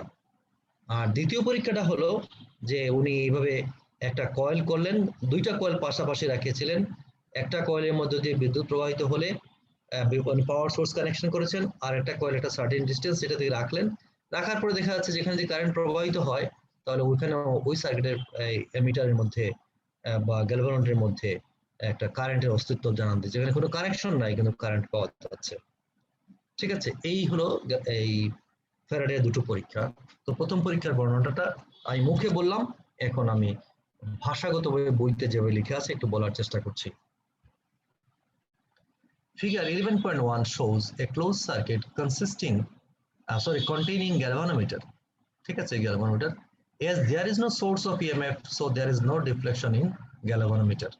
যেহেতু কোনো সোর্স নাই, গ্যালভানোমিটারের মধ্যে কোনো ডিফ্লেকশন নাই। Now suppose we move a bar magnet towards the wire, keeping the wire stationary. তারটাকে স্থির রেখে আমরা দণ্ডচুম্বককে তার দিকে নিয়ে আসলাম, and say north pole facing the wire. The galvanometer needle is deflected, indicating that a current has been set in the circuit. Galvanometer deflection মানে সার্কিটের মধ্যে একটা কারেন্ট ইনডিউসড হয়েছে। However, the deflection is observed only when the magnet is in motion. যখন তোমার দণ্ডচুম্বকটা গতিশীল থাকবে তখনই সেই ডিফ্লেকশনটা পাওয়া যাবে। যখন দণ্ডচুম্বকের মুভমেন্ট থাকবে না তখন কোনো কারেন্ট পাওয়া যাবে না। If the magnet is moved away from the wire, যদি দণ্ডচুম্বককে এই তার থেকে দূরে সরিয়ে নেওয়া হয়, the galvanometer needle is deflected in the opposite direction to that when the magnet moves towards the wire, indicating that the current setup in the circuit is in opposite direction. আগে বললাম আমি আমার মতো করে যে দণ্ডচুম্বকটাকে প্রবিষ্ট করার সময় বা কাছে আনার সময় যে দিকে গ্যালভানোমিটার রিফ্লেকশন হচ্ছিল তার দূরে সরিয়ে নেওয়ার সময় তার উল্টো দিকে রিফ্লেকশন হয়। তার মানে কি কারেন্ট সেটআপ ঠিকই হয়েছে, কিন্তু কারেন্টের ডিরেকশনটা হয়েছে উল্টো দিকে, পোলারিটি হয়েছে উল্টো দিকে। It is also observed that if we move the magnet towards the wire, with it south pole, মানে দণ্ডচুম্বকটা তখন ঘুরিয়ে দেওয়া হলো, নর্থটাকে সাউথ করে দেওয়া হলো, facing the wire, the deflection is in opposite direction, again indicating that the current setup is now in reverse direction to that when the north pole faces the wire. আমরা নর্থ পোল প্রবিষ্ট করার সময় যে ঘটনা বা যেদিকে deflection হয়েছিল, এখন যদি সাউথ পোল দিই তাহলে দেখা যাচ্ছে মানে প্রবিষ্ট করানোর ক্ষেত্রে একই একই একই কেসেই কারেন্টের ডিরেকশন উল্টা দিকে হচ্ছে, মানে গ্যালভানোমিটার ডিফ্লেকশনটা উল্টো দিকে দিচ্ছে, তার মানে কারেন্টের ডিরেকশন উল্টা দিকে হয়ে যাচ্ছে এখানে। ঠিক আছে, অর্থাৎ নর্থ পোল কয়েলের দিকে ঢোকানোর সময় যে গ্যালভানোমিটার ডিফ্লেকশন যেদিকে হয়েছিল, সাউথ পোল ঢোকানোর সময় কারেন্ট ডিফ্লেকশনটা উল্টো দিকে হচ্ছে, মানে কারেন্টের প্রোডাকশনটা উল্টা দিকে হচ্ছে। আবার আমি যদি এখান থেকে এওয়ে করে নিয়ে দূরে নিয়ে যাই, সরানোর সময় ম্যাগনেটটাকে দেখা যাবে তখন আবার প্রবেশ করার সময় যেদিকে ডিফ্লেকশন দিচ্ছিল, রিমুভ করার সময় একই তার উল্টো দিকে ডিরেকশন দিচ্ছে। ঠিক আছে, এই কথাগুলো আমি বলেছি, সেখানে আবার এখানে বইয়ের ভাষায় সেটা লেখা আছে। There is also a deflection in the galvanometer when the magnet is held stationary. Second ছবিটা এটা আর কি, এইটা এখানে কয়েল মুভ হবে। When the magnet is held stationary and wire is moved towards or away from magnet, Faraday discovered that moving the magnet towards the wire one way has the same effect as moving the wire towards the magnet the other way. Thus, what actually matters is the relative motion, আপেক্ষিক গতি তাদের মধ্যে, between the circuit and the magnet. It is immaterial which of them is moved. এটা কোনটা move করলো কোনটা স্থির থাকলো এটা কথা না, কথা হলো তাদের মধ্যে আপেক্ষিক গতি থাকলেই তার মধ্যে একটা বৈদ্যুতিক ক্ষেত্র তৈরি হবে। চৌম্বক ক্ষেত্রের কোনো যদি পরিবর্তন হয় এই ফ্লাক্সের মধ্যে, এই যে তা কয়েলের মধ্যে, এই কয়েলের মধ্যে চৌম্বক ক্ষেত্রের পরিবর্তন হলেই সেখানে মধ্যে তড়িৎচালক বল ইনডিউসড হবে। এখন কিভাবে ইনডিউসড হলো, এটা কি চুম্বক প্রবেশ করার জন্য হলো নাকি তার নিজে চুম্বক ক্ষেত্রে প্রবিষ্ট হলো, তার কারণে সেটা ইমেটার, পরিবর্তন হলেই সেখানের মধ্যে ইলেকট্রিক্যাল ফিল্ড তৈরি হবে, যার কারণে এখানে তোমার পাওয়া যাবে, গ্যালভানোমিটারের মধ্যে কারেন্টের এক্সিস্টেন্স পাওয়া যাবে। ঠিক আছে, এটা হলো প্রথম পরীক্ষা, আমরা কোনো সূত্রে আসি না এখানে, এটা হলো এই ফ্যারাডের প্রথম পরীক্ষা। আর ফ্যারাডের দ্বিতীয় পরীক্ষা যেটা আমি গল্পচ্ছলে বলছিলাম সেটা এখানে টেক্সচুয়াল এখানে বলা আছে। The arrangement is shown in figure 11.2. The magnet is replaced by a coil carrying current, এখানে পাওয়ার সোর্স দেওয়া আছে। We expect to observe the same effect because coil carrying current produces magnetic field. Coil carrying current produces magnetic field. P is a primary coil, এটা P হলো primary, S হলো secondary coil carrying current, S is a secondary coil, and the galvanometer is connected in series with the secondary. ঠিক আছে, the motion of the either of the coil shows a deflection in the galvanometer. এখানে এই যে তোমার primary যে coil এখানে আছে, এখানে পাওয়ার সোর্স আছে, পাওয়ার সোর্সের মধ্যে কি কারেন্ট প্রবাহিত হচ্ছে। এখন উনি দেখলেন যে motion of the either of the, যে কোনো একটা কয়েল যদি পরিবর্তন, তার মানে কি ওই কয়েলের মধ্যে সেকেন্ডারি কয়েলের মধ্যে ম্যাগনেটিক ফ্লাক্সের পরিবর্তন হবে। এই সেকেন্ডারি ফ্লাক্সে ম্যাগনেটিক ফ্লাক্সের পরিবর্তন হলেই এখানে গ্যালভানোমিটারের মধ্যে কারেন্ট পাওয়া যাবে। ঠিক আছে, the motion of the either of the coil shows a deflection or in the galvanometer. He also observed that the galvanometer shows a sudden deflection in one direction when current was started in primary and the opposite direction when the current stopped. Just clarify করে দিই তোমাদেরকে, একটু বুঝে রাখবা। এই অবস্থায় এই যে অ্যারেঞ্জমেন্ট যদি ফিক্স থাকে তাহলে কিন্তু কনস্ট্যান্ট আমরা কোনো কারেন্ট এখানে আমরা গ্যালভানোমিটারে পাবো না।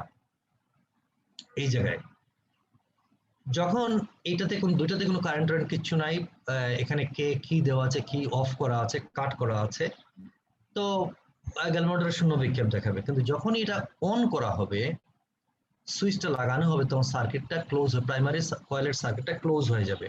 এবং প্রাইমারি কয়েলের সার্কিটটা ক্লোজ হওয়ার দরুন কি হবে, এখানের মধ্যে ইনস্ট্যান্টানিয়াসলি সেকেন্ডারি কয়েলে এখানে কি হবে, কয়েলের মধ্যে তারের মধ্যে যদি বিদ্যুৎ প্রবাহিত হতে চৌম্বক ক্ষেত্র তৈরি হবে না, তো তারটা এখানে ক্লোজিং টুইস্টিং করা আছে, তাহলে কি হবে, অনেক বেশি চৌম্বক ক্ষেত্র এখানে তৈরি হবে, এটা বলবো আমরা কিছুক্ষণ পরে পড়বো, সেলফ ইন্ডাকটেন্স তৈরি হবে। এইটার মধ্যে এই যে এখানের মধ্যে ইনডিউসড হবে, ইনডিউসড হলে হঠাৎ করে ইনডিউসড হলো, তো পরিবর্তন আগে ছিল না, এখন পরিবর্তন হলো, এই পরিবর্তনের কারণে ইনস্ট্যান্টানিয়াস একটা কারেন্ট এখানে পাওয়া যাবে। কিন্তু এই কারেন্টটা তোমার স্টেডি হবে না, ফিক্স হবে না, এটা কিছুক্ষণ পরে সেটা বন্ধ হয়ে যাবে। আবার যে কারেন্টটা ছিল যদি আমরা কাট করে দেই, কারেন্ট বন্ধ হয়ে যাবে, বন্ধ হলে তখন কি ম্যাগনেটিক ফ্লাক্সের তখন পরিবর্তন হবে, পরিবর্তন হলে আবার এখানে ইন্ডাকশনের পরিবর্তন হবে, তখন আবার একটা উল্টা দিকে একটা ডিফ্লেকশন আমরা গ্যালভানোমিটারে পাবো। ঠিক আছে, কিন্তু এখানে মনে করো এখানে কারেন্ট ক্লোজ করা আছে, কিটা ক্লোজ করা আছে, তখন এই কয়েলটা যদি আমরা মুভ করি, এটা যদি ফিক্স রাখি, তাহলে এখানে আমরা একটা কন্টিনিউয়াস একটা ভেরিয়েশন মানে কারেন্ট পাবো। অথবা এটা যদি ফিক্স রাখি প্রাইমারি, সেকেন্ডারিকে যদি আপ ডাউন করি, মানে এখানে ফ্লাক্স লিঙ্কিং এর মানটা পরিবর্তন করে দিই কোনোভাবে, তাহলে এখানে আমরা যে গ্যালভানোমিটারে যে কারেন্টের যে ইন্ডিকেশন পাচ্ছি কাটার বিক্ষেপ, সেই বিক্ষেপের মধ্যে আমরা একটা স্টেডিনেস দেখতে পাবো, মানে বিক্ষেপটা পাওয়া যাবে কম ও বেশিও। ঠিক আছে, এটা পাওয়া যাবে। Observe the galvanometer shows the sudden deflection in one direction when the current stop. ঠিক আছে, যখন পরিবর্তন থাকবে তখন কারেন্ট থাকবে, যখন পরিবর্তন থাকবে না তখন কারেন্ট থাকবে না। রিমেম্বার, এই পরিবর্তনটা তখন হবে যখন স্টার্টিং এর সময় একটা পরিবর্তন হবে, ক্লোজিং এর সময় একটা পরিবর্তন হবে, অথবা যদি আমরা কোনোভাবে এই প্রাইমারিকে ফিক্স রেখে সেকেন্ডারিকে আপ ডাউন করতে পারি, অথবা সেকেন্ডারিকে ফিক্স রেখে প্রাইমারিকে আপ ডাউন করতে পারি, তাহলে কন্টিনিউ একটা পরিবর্তন হবে, ফ্লাক্সের লিঙ্কেজের মধ্যে ফ্লাক্স লিঙ্কিং এর একটা পরিবর্তন হবে, এবং সেই ক্ষেত্রে আমরা একটা ইএমএফ পাবো, ইনডিউসড ইএমএফ পাবো, যার ইন্ডিকেশন পাবো আমরা গ্যালভানোমিটারে কাটার বিক্ষেপের মাধ্যমে। ওকে, সো এই হলো দুটো পরীক্ষা, ফ্যারাডের দুটো পরীক্ষা। ফ্যারাডের কনক্লুশন, তারপর আসবে ফ্যারাডের সূত্র, লেঞ্জের সূত্র আগে বলতে হবে। Faraday's conclusion: in both experiments, Faraday found that electric effects exist only when there is something changing. He বলেন electric effects exist only when there is something changing. There is no steady reflection in the galvanometer. কোনো steady reflection নাই, but the needle of galvanometer suddenly the needle of the galvanometer is suddenly deflected due to induced current produced in the circuit in 3 different ways. But মানে তিনি বললেন Faraday found that electric field exists only when there is something changing. There is no steady deflection in the galvanometer, but the needle of galvanometer is suddenly deflected due to induced currents produced in the circuit in 3 different ways. Sorry. Number 1, by moving a magnet near wire towards or away from the wire. 2, by moving the wire towards or away from the magnet, মানে উল্টোটা একটা 2, and then by changing the current in the adjacent circuit, by changing the current in adjacent circuit হবে এখানে। অর্থাৎ ওই primary secondary কথা বলা আছে, বোঝানো হচ্ছে যে প্রাইমারিতে আমি যদি কারেন্টে পরিবর্তন করি তাহলে সেকেন্ডারিতে আমার ইএমএফ ইনডিউসড হবে, শেষের শব্দটা হবে circuit, in the adjacent circuit. ঠিক আছে, ওকে, এই হলো ফ্যারাডে কনক্লুশন। ফ্যারাডের সূত্রে আমরা আসি নাই, ফ্যারাডের সূত্রে আগে লেঞ্জের সূত্রটা একটু করে বলি আমরা। লেঞ্জের সূত্র হলো যে কারণে এই যে তড়িৎ চালক বল আবিষ্ট হয়, এই একটু পরেই সে মূল কারণকে বাধাগ্রস্ত করে, উল্টা দিকে কাজ করে, due to conservation of energy. ঠিক আছে, যে কারণে তৈরি হলো সেই কারণকে সে তখন বাধাগ্রস্ত করতে থাকবে, বাধা দিবে, এবং বাধা দেওয়ার কারণেই ওই কারেন্টটা রিমুভ করলে সে আগের জায়গায় চলে আসবে। ঠিক আছে, অনেকটা ইলাস্টিসিটির মতো, আমি একটা তারের বা দণ্ডকে আমরা বাঁকাচ্ছি, আমাকে বাধা দিচ্ছে, বাধা দেওয়ার ফলে আমাকে প্রতিক্রিয়া বল তৈরি করছে, আবার প্রতিক্রিয়া যদি ইলাস্টিক লিমিটের মধ্যে থাকে সে আগের জায়গায় চলে যাবে। লেঞ্জের সূত্রে এই যে ফ্লাক্স যে পরিবর্তন, সে পরিবর্তনের কারণে সে ম্যাগনেটিক ফিল্ড তৈরি হলো, তাহলে কি হবে, এই ম্যাগনেটিক ফিল্ডকে সে আর যদি পরিবর্তন না হয় সে এমনভাবে কাজ করবে, লেঞ্জের সূত্রে সে পরিবর্তনটাকে সে বাধা দিবে, উল্টা দিকে কাজ করবে, এবং ডিরেকশনটা উল্টা দিকে কাজ করবে। So far we have not specified the direction of induced EMF or current. The direction of the current and EMF given by Lenge's law. It states that the direction of induced EMF or current in a closed circuit is such that it opposes the every cause that produced it. ঠিক আছে, this law is based on the principle of conservation of energy. To be more specific, this law says that the current induced is in a direction such that it produces a magnetic flux tending to oppose the original flux, change of flux. That is tending to keep the total flux through the circuit constant. অর্থাৎ যে induced field যে তৈরি হবে তার ডিরেকশনটা হবে motor opposite হয়ে, তার যেহেতু অপোজিট ডিরেকশন সে পরবর্তীতে সে বাধাগ্রস্ত করবে এবং দুটার ডিরেকশন অপোজিট হয়, দুটা মিলে সেটা ব্যালেন্স হয়ে যাবে, মূল যেটা ছিল সেটা সমান থাকবে। আবার পড়ো কি লিখছে, so for hypnotic direction of Lange's law states that the direction of induced EMF or current in a closed circuit is such that it opposes the every cause, it EVER wise, every cause that produced it. This law is based on the principle of conservation of energy. To be more specific, this law says that the current induced is in a direction such that it produces a magnetic flux tending to oppose the original change of flux, that is tending to keep the flux, total flux through the circuit constant. Thus, when the applied flux density B is decreasing in magnitude, the current induced in loop in such that the direction has to produce a field which tends to increase B. On the other hand, when B is increasing, the current induced in the loop is in such direction is to produce, that tends to decrease, একটা increase হলে একটা decrease হবে. Thus, the induced current in the loop is in such direction as to produce flux opposing to the change B. Lange's applies only in closed circuit. ঠিক আছে, এই গেল ল্যাঞ্জের সূত্র।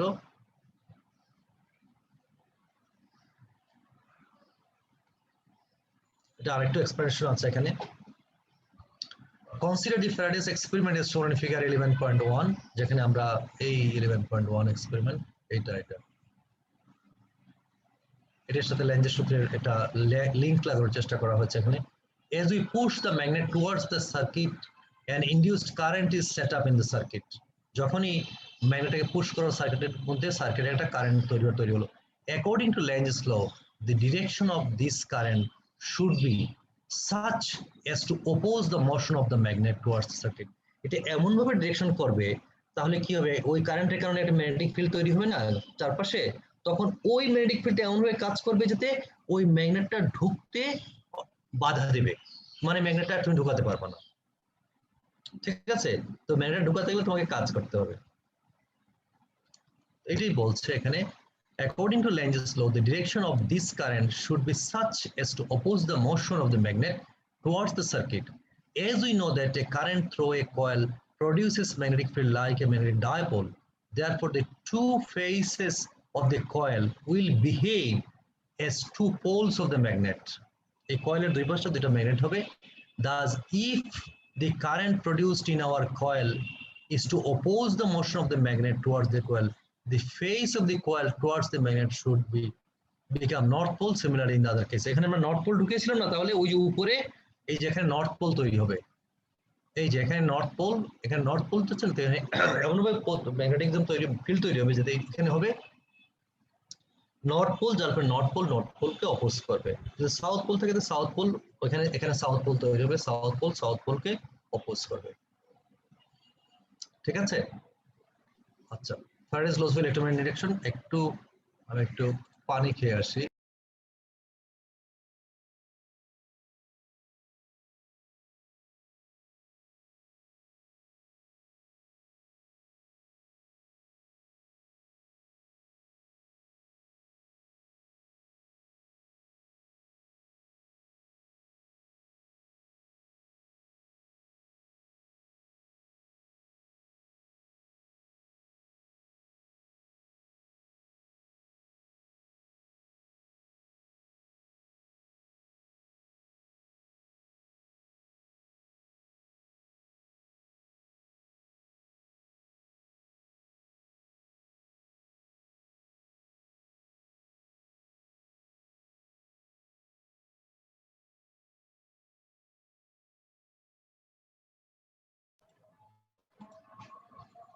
Come back. Faraday's laws of electromagnetic induction. We have seen that there is a motional EMF in circuit moving in a magnetic field. in such a way that the magnetic flux through the circuit changes. An EMF is in a stationary circuit when the magnetic flux through this circuit is also produced changes because the sources of the magnetic field are moving. It is an experimental observation that an EMF appears in a circuit when the magnetic flux through the circuit changes. বলা হয়েছে কথাগুলো বারবার. From any cause, such an EMF is called an induced EMF and is related to the induced electric field caused by the changing magnetic field. From these observations, Faraday enunciated two important laws. এইগুলো হলো Faraday's সূত্র. Number 1, whenever the magnetic flux associated with any closed circuit changes, an induced current flows through the circuit which lasts only so long as the changes lasts. Full stop. An decrease in magnetic flux produces inverse current, while a decrease of such flux is a direct current. ঠিক আছে? Whenever a magnetic flux associated with any closed circuit changes, an induced current flows through the circuit which lasts only so long as the change does. যতক্ষণ পর্যন্ত পরিবর্তন থাকবে ততক্ষণ পর্যন্ত একটা induced EMF বা induced current থাকবে. An increase in magnetic flux, মানে magnetic flux পরিবর্তন হয়, produce an inverse current, while a decrease of such flux produce a direct current. এটা তোমাকে পেস লাগতে পারে, মানে increase in the magnetic flux মানে magnetic flux যদি পরিবর্তন হয়, বাড়লে যদি তোমার এখানে increase in current আর যদি তোমার ডিক্রিজ হয় তাহলে এটা হবে ডিক্রিজ ইন কারেন্ট। কথা বুঝেন, প্রিন্টিং মিস্টেক আছে, ডাইরেক্ট ইনভার্সের কোনো কথা না। An increase in the magnetic flux produces increase in current, while decrease of such flux a decrease in current. দুই জায়গাতেই তোমার এখানে ডাইরেক্ট কারেন্ট, যেহেতু পরিবর্তন হচ্ছে, পরিবর্তন যদি কন্টিনিউ পরিবর্তন হয়, যে কারণে আমরা ট্রান্সফর্মার হিসেবে ব্যবহার করছি, ট্রান্সফর্মার সেকেন্ডে 50 বার চেঞ্জ হচ্ছে, সেকেন্ডে 50 বার তোমার সেটা দিক পরিবর্তন করছে। কিন্তু এখানে বলছি ফ্লাক্সের মান যদি পরিবর্তন হয়, ফ্লাক্সের মান যদি পরিবর্তন হয়, বেশি পরিমাণে পরিবর্তন হয়, কারেন্টও বেশি হবে। ফ্লাক্সের মান যদি কম পরিবর্তন হয়, কারেন্টের মানও কম হবে। কথাটা লাস্ট সেন্টেন্সটার মিনিং হলো এটা প্রিন্টিং মিস্টেক আছে এখানে। ঠিক আছে, এটাই না কনসেপ্ট আমাদের ফ্যারাডের সূত্রের, যে যখনই তোমার মধ্যে একটা পরিবর্তন হবে, সেই পরিবর্তন হলে তার মধ্যে একটা ইনডিউসড ইএমএফ তৈরি হবে বা ইনডিউসড কারেন্ট তৈরি হবে। যদি পরিবর্তনটা বেশি হয় কারেন্ট বেশি হবে, যদি পরিবর্তনটা কম হয় কারেন্টটা কম হবে। এইটাই তোমরা পড়েছো না? হ্যালো হ্যালো, জি স্যার। ওকে। আর সেকেন্ড সূত্র, এটি প্রথম সূত্রটা বলছে পরিবর্তনটা হবে বেশি হলে বেশি হবে, কম হলে কম হবে, এবং পরিবর্তন হলেই ম্যাগনেটিক ইলেকট্রিক ইএমএফ ইনডিউস হবে বা এখানে কারেন্ট পাওয়া যাবে। আর দ্বিতীয়টা হলো সরাসরি তার কতটুকু পরিমাণে হবে সেটার উপর সম্পর্ক স্থাপন করছে। The magnitude of the induced EMF produced in a coil is directly proportional to the rate of change of magnetic flux through the coil. That is, E বা zeta is proportional to d phi b dt. সময়ের সাপেক্ষে magnetic ফ্লাক্সের যে পরিবর্তন হবে, সেই পরিবর্তনের হারের সমানুপাতিক। পরিবর্তন যদি এই যে এটা এই প্রথম কথাটাতে ওই যে এখানে বলা আছে যে বেশি হলে বেশি হবে, কম হলে কম হবে, এর সাথে কনসিস্টেন্ট। এখানে যে সেন্টেন্স যেটা লেখা আছে সেন্টেন্সটা ভুল মানে typographic mistake. An increase in the magnetic flux produces inverse increase current, while a decrease in the flux produces decrease current. ঠিক আছে, কারেন্টের মান কমে যাবে। তাহলে zeta is equal to d phi by dt, where phi b is the magnetic flux through the circuit is given by phi b মান surface in v dot ds. Combining the two laws we get E is equal to minus d phi by dt সমান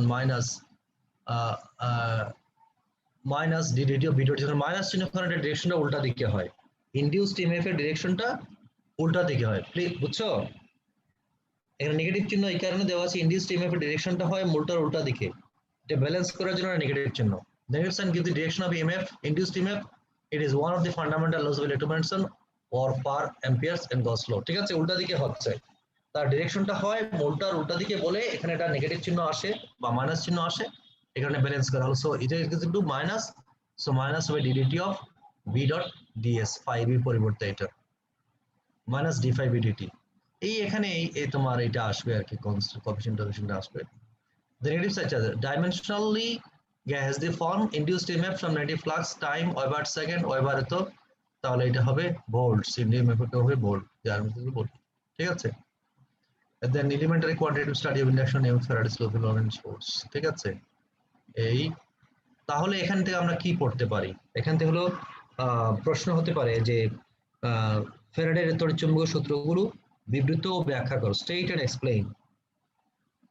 আরেকটা হতে পারে যে describe two experiment of Faraday in discovering electromagnetic induction. উনি electromagnetic induction আবিষ্কার করার সময় যে দুটো এক্সপেরিমেন্ট করেছিলেন সে দুটো এক্সপেরিমেন্ট বর্ণনা করো। ঠিক আছে, দুটো এক্সপেরিমেন্ট এখানে এই যে আমরা এখানে আলোচনা করা হলো দুটো এক্সপেরিমেন্ট সম্পর্কে। এইটা হলো একটাতে উনি প্রথমটাতে করেছিলেন কারেন্ট নাই, চুম্বক ভেরিয়েশন করে, তারপর একটা পার্টে কোয়াল ভেরিয়েশন করে দেখবেন যে গ্যালভানোমিটার ডিফ্লেকশন দিচ্ছে। আর এই পার্টে করেছেন উনি সেকেন্ডটাতে কয়েলের সাথে পাওয়ার সোর্স ছিল, পাওয়ার সোর্সের মধ্যে দেখা যাচ্ছে যখন এই ভেরিয়েশন থাকে তখন এখানে কারেন্ট থাকে। যখন স্টার্টিং এর সময় এখানে গ্যালভানোমিটার ডিফ্লেকশন পাওয়া যাবে, এরপরে কারেন্ট পাওয়া যাবে না, পরে যখন আমরা কাট করে দেবেন তখন আবার এটা ডিফ্লেকশন পাওয়া যাবে। কিন্তু এই কন্টিনিউ দিয়ে যদি যে কোনো একটা কয়েলে ভেরিয়েশন করা যায় তাহলে ডিফ্লেকশন এখানে পাওয়া যাবে।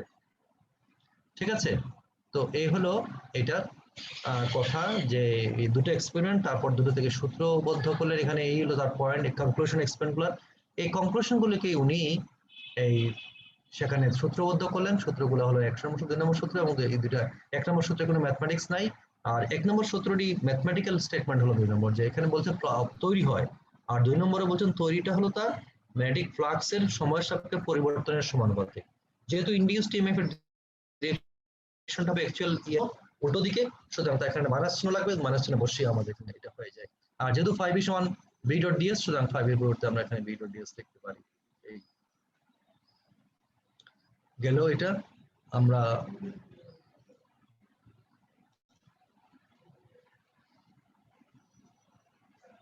এখানে মধ্যে অনেক জিনিস আছে, ইন্ডাকশন এন্ড রিলেটিভ মোশন, এই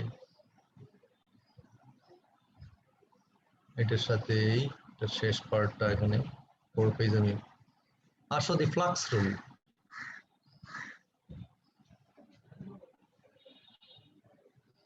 দি ফ্লাক্স রুলটা কি? রোল নাম্বার 1009 কে? স্যার আমি পান্ডা দিয়ে রেখেছো কেন? তোমার প্রোফাইল দিয়ে রাখো, পান্ডা দিয়ে রেখেছো কেন? আচ্ছা ঠিক আছে, তোমরা অনেক কিছু বড় করো। পান্ডা খুব সুন্দর প্রাণী, তো দেখতে খুব ভালো লাগে। তো আমার তো তোমাদের দেখতে ইচ্ছে করে, কিন্তু তোমাদের তো কাউকে দেখা যাচ্ছে না লাইভ, তোমাদের ডাটার জন্য বা তোমাদের নেটওয়ার্কের কারণে তোমরা ভিডিও অফ করে রাখো। ঠিক আছে, প্রোফাইল দিয়ে রাখো, মাঝে মাঝে কথা বলার সময় তোমরা ভিডিওটা অন করবে।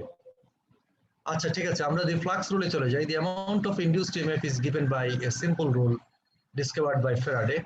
The rule is that when the magnetic flux that passes through, that is normal component of B integrated over the area of the B dot ds is changing with time, the EMF induced is equal to the rate of change of flux. We call this flux a flux rule. অর্থাৎ ওই আমাদের second যে সূত্রটা এটি হলো flux rule. ঠিক আছে, অর্থাৎ যখনই পরিবর্তন হবে তখন ইনডিউসড ইএমএফ তৈরি হবে। বলছে the rule state is that when the magnetic flux that passes through, there is a normal component of B integrated over the area of the coil, is changing with time, the EMF induced is equal to the rate of change of the flux. We'll call this as the flux rule. We see that the moving the wire near the magnet by moving a magnet near the wire or changing the current in a wire associated with the magnetic flux changes in each case. Hence, the induced EMF is produced and induced current flows through the galvanometer, which shows a deflection. The flux রুলটা হলো যে এই জিনিসটা যদি পরিবর্তন, normal কম্পোনেন্টের পরিবর্তন, that is B dot ds যদি পরিবর্তন হয় তাহলে সেখানে একটা ইনডিউসড ইএমএফ তৈরি হবে। This is called flux rule. এখন আসলে ইন্ডাক্টর এবং ইন্ডাকট্যান্স। আমরা এই ম্যাগনেটিজমের যে বেসিক যে পার্ট যেটুকু পড়াবো সেটা আমরা শেষ পর্যায়ে আছি। ইন্ডাক্টর এন্ড ইন্ডাক্টর, একটা কন্ডাক্টিং ওয়্যারকে যদি আমরা পেঁচিয়ে পেঁচিয়ে পেঁচিয়ে পেঁচিয়ে একটা জায়গায় নিয়ে আসি, তো এটাকে বলা হবে ইন্ডাক্টর। কারণ ওখানের মধ্যে কি হবে, ক্রস লিঙ্কিং ম্যাগনেটিক ফ্লাক্স তৈরি হবে। তো ম্যাগনেটিক ফ্লাক্স তৈরি হলে এখানের মধ্যে সেটাকে বলবো আমরা ইন্ডাক্টর। তো ইন্ডাক্টর যদি ডাইরেক্ট কারেন্টের ক্ষেত্রে কোনো সমস্যা নেই, কিন্তু যদি অল্টারনেটিং কারেন্ট হয়, তো অল্টারনেটিং কারেন্ট গেলে মাল্টিপল টাইমস তার ওইটাকে বাধা দিবে, বাধা দেওয়ার ফলে ইন্ডাক্টরের মধ্য দিয়ে আসলে অল্টারনেটিং কারেন্ট প্রবাহিত হতে পারে না। এখানে একটা ইন্ডাকটিভ রিঅ্যাকট্যান্স তৈরি হয়। ক্যাপাসিটরের রিঅ্যাকট্যান্স আছে ক্যাপাসিটিভ রিঅ্যাকট্যান্স, ইন্ডাক্টরের ক্ষেত্রে ইন্ডাকটিভ রিঅ্যাকট্যান্স। রিঅ্যাকট্যান্স নাম শুনেছো তোমরা? রিঅ্যাকট্যান্স, ইম্পিডেন্স, রিঅ্যাকট্যান্স এগুলোর নাম শুনেছো? মোমো না, 9 রোল নম্বর কার? মোমো না জি স্যার। পান্ডা? পান্ডা। তো ওটা ইম্পিডেন্স রিঅ্যাকট্যান্স নাম শুনেছো? স্যার রিয়েক্টেন্ট হচ্ছে যেটা বিক্রিয়া করে বা প্রতিক্রিয়া দেখায় ও।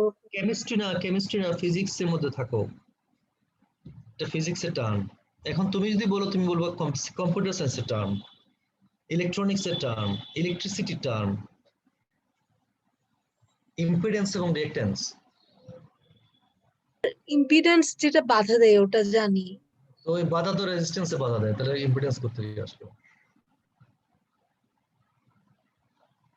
স্যার চাইলে জানি না। না না, জানার কথা না, তোমার সার্কিট পড়ো নাই তো।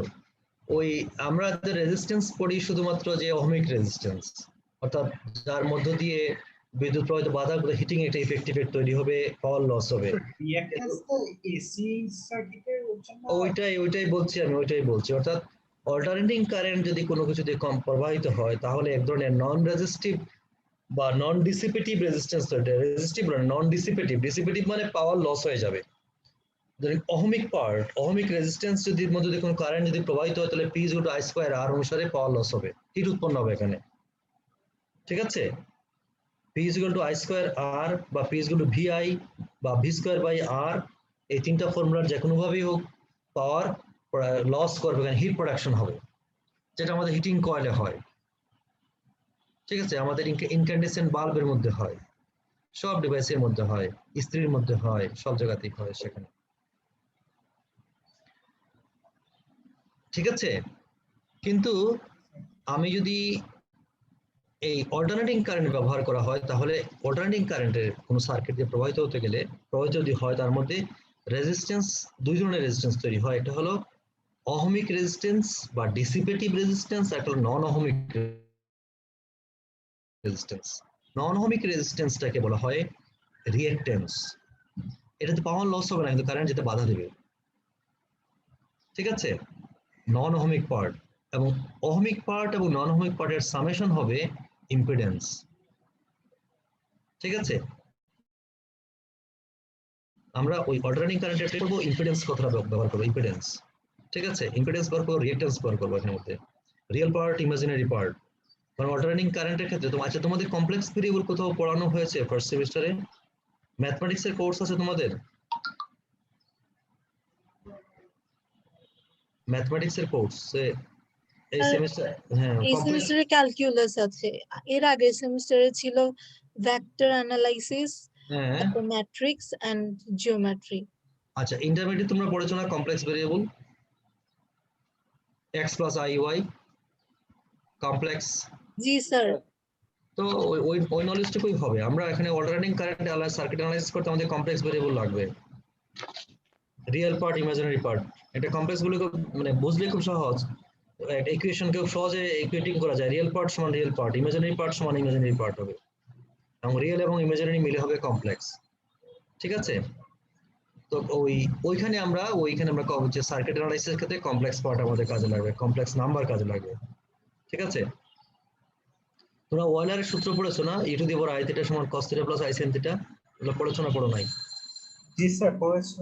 তো ওখানে ওয়েলারের সূত্র আমাদের ওই অল্টারনেটিং সিগন্যালকে আমরা E to the power I theta লিখবো cos sin। ওয়েলার নম্বর দিয়ে ডিমোভার্স থিওরেম, ওয়েলার না, ডিমোভার্স থিওরেম। জি স্যার। ওগুলো লাগবে, কাজে লাগবে আমাদের। ওখানে আই আছে, ইমাজিনারি কোয়ান্টিটিটা লাগবে কাজে আমাদের অল্টারনেটিং কারেন্ট সার্কিটে। তো প্রসঙ্গ চলে যাচ্ছে আমাদের অনেক দিকে। তো ওই যে কম্পোনেন্টটা ইন্ডাক্টরের মধ্যে যদি ডাইরেক্ট কারেন্ট যায় কোনো সমস্যা নাই, সাধারণ কন্ডাক্টর হিসেবে কাজ করবে। কিন্তু যদি অল্টারনেটিং কারেন্ট যায় তাহলে কন্টিনিউ ভেরিয়েশন হবে, তো ভেরিয়েশনে কন্টিনিউয়াস ম্যাগনেটিক ফিল্ড একটা বাধাগ্রস্ত হবে এবং ইন্ডাক্টরের মধ্য দিয়ে আসলে ডাইরেক্ট কারেন্ট যেতে পারে না, সহজে যেতে পারে না। এটা তখন এটা নন অহমিক রেজিস্ট্যান্স বা রিঅ্যাক্ট্যান্স খুব ভালো বেশি রিঅ্যাক্ট্যান্স সহ করে। সিমিলারলি ক্যাপাসিটরের মধ্য দিয়ে তোমার ডিসি যেতে পারে না, ফ্রিকোয়েন্সি শূন্য হলে ডিসি ক্যাপাসিটরের মধ্যে যেতে পারে, ডিসি জাস্ট দুইটা প্লেটের মধ্যে আটকে থাকবে, ফিল্ড তৈরি করবে, কিন্তু অল্টারনেটিং কারেন্ট ইজিলি ক্যাপাসিটরে চলে যেতে পারবে। তো রিঅ্যাক্ট্যান্সের এই বিষয়গুলো আমরা একটু করে কালকে আমরা লাইট দিব, সেগুলো কালকে না পরশু দিন আমরা অল্টারনেটিং কারেন্ট যখন দিন আমরা পড়বো সেখানে। তো এই ইন্ডাক্টর হলো এটা, যদি আমরা তারকে যদি কন্ডাক্টর তারকে যদি পেঁচিয়ে পেঁচিয়ে রাখি দিই একটা সিস্টেমের মধ্যে, সেটাকে বলা হবে ইন্ডাক্টর, এবং তার কতটুকু পরিমাণ সে আটকাতে পারলো, তার চৌম্বক ক্ষেত্র কত তৈরি হলো, সেটাই হলো inductance. Inductor is a device for storing energy in a magnetic field. An inductor is generally called as inductance. In usual practice, a coil or solenoid is treated as inductor. This is done for uniform uses when we speak, for example, of an inductor of 1 Henry inductance, a capacitor of 1 microfarad capacitance, or a resistor of 1 ohm resistance. Inductor may be regarded as the magnetic counterpart of a capacitor, ঠিক আছে, which stores energy in an electric field. The inductor magnetic field energy store করে রাখবে। Self inductance, আচ্ছা self inductance mutual inductance থাক, তাহলে আমরা কালকে এখান থেকে শুরু করি। আমরা self inductance, mutual inductance, self inductance, mutual inductance, ঠিক আছে। এখানে ওই যে ক্যালকুলেশন সেলফ ইন্ডাকট্যান্স সলিনয়েড একটু একটু করে পড়ো, প্যারালাল ওয়্যারস এগুলো যাবো না। তারপরে mutual inductance, energy stored in a magnetic field, energy solenoid, energy density, এই যে মিউচুয়াল ইন্ডাকট্যান্স আছে, এই যে এই এক্সপ্রেশনটা M1 M2, এই মিউচুয়াল ইন্ডাকট্যান্স, এগুলো এই যে এগুলো লাগবে আমাদের, ঠিক আছে। এই মিউচুয়াল ইন্ডাকট্যান্স, তারপরে আমরা তো ডিটেইল যাব না, এইটা লাগে এগুলো তোমরা ইন্টারমিডিয়েট পড়েছো, অঙ্ক আসে এগুলো। ইন্ডাকট্যান্স সিরিজ প্যারালাল একটু করে দেখলে দেখতেও পারি, দেখি কালকে যাই। এই যে এখানে একটু অঙ্ক করে দেওয়া আছে, ম্যাথমেটিক্যাল প্রবলেম। এরপরে আমাদের simple RL circuit, growth and decay RL circuit, RL, তারপর আরসি সার্কিট, তারপর এলসিআর সার্কিট, এলসি সার্কিট, এগুলো আমরা কালকে আলোচনা করব। কালকে আগামীকালকে সন্ধ্যে 7টায় তোমাদের সাথে এনার্জি নিয়ে বসবা, কালকে আমরা আলোচনা করবো এখানে এই চ্যাপ্টার। কালকে হলো মঙ্গলবার, কালকে যদি শেষ করতে পারি করলাম, নাহলে কালকে এটা আলোচনা করব। পরশুদিন আমরা এখানে শেষ থেকে আমরা পরে ওই অল্টারনেটিং কারেন্টে যাবো আর কি। বৃহস্পতিবারে আমরা অল্টারনেটিং কারেন্ট প্লাস ওই মডার্ন ফিজিক্সের ছোট্ট একটা অংশ আমরা আলোচনা করে শেষ করে দেবো বৃহস্পতিবারে। ওকে, থ্যাংক ইউ ভেরি মাচ। তাহলে আমরা কালকে শুরু করবো সেলফ ইন্ডাকট্যান্স থেকে, ঠিক আছে। কালকে আমরা শুরু করব সেলফ ইন্ডাকট্যান্স থেকে শুরু করবো কালকে, সেলফ ইন্ডাকট্যান্স। আজকে টার্গেটে যেতে পারলাম না, অসুবিধা নেই। এই যে ইন্ডাকট্যান্স এটা সেলফ ইন্ডাকট্যান্স, এই পেজ থেকে আমরা শুরু করব, এই পেজ এখান থেকে, এই সেলফ ইন্ডাকট্যান্স। যাক, থ্যাংক ইউ ভেরি মাচ, সবাই ভালো থেকো তোমরা। তোমাদের সাথে কালকে আমাকে ইউনিভার্সিটি যেতে হবে, তো কালকে সন্ধ্যে 7টায় তোমাদের সাথে আমার দেখা হবে। সবাই ভালো থেকো। চার্টের মধ্যে কিছু আছে, আমাকে প্রশ্ন করেছে কিছু, দেখতে আমাকে জিজ্ঞেস করেছে কিছু, না আমার কাছে কোনো প্রশ্ন নাই।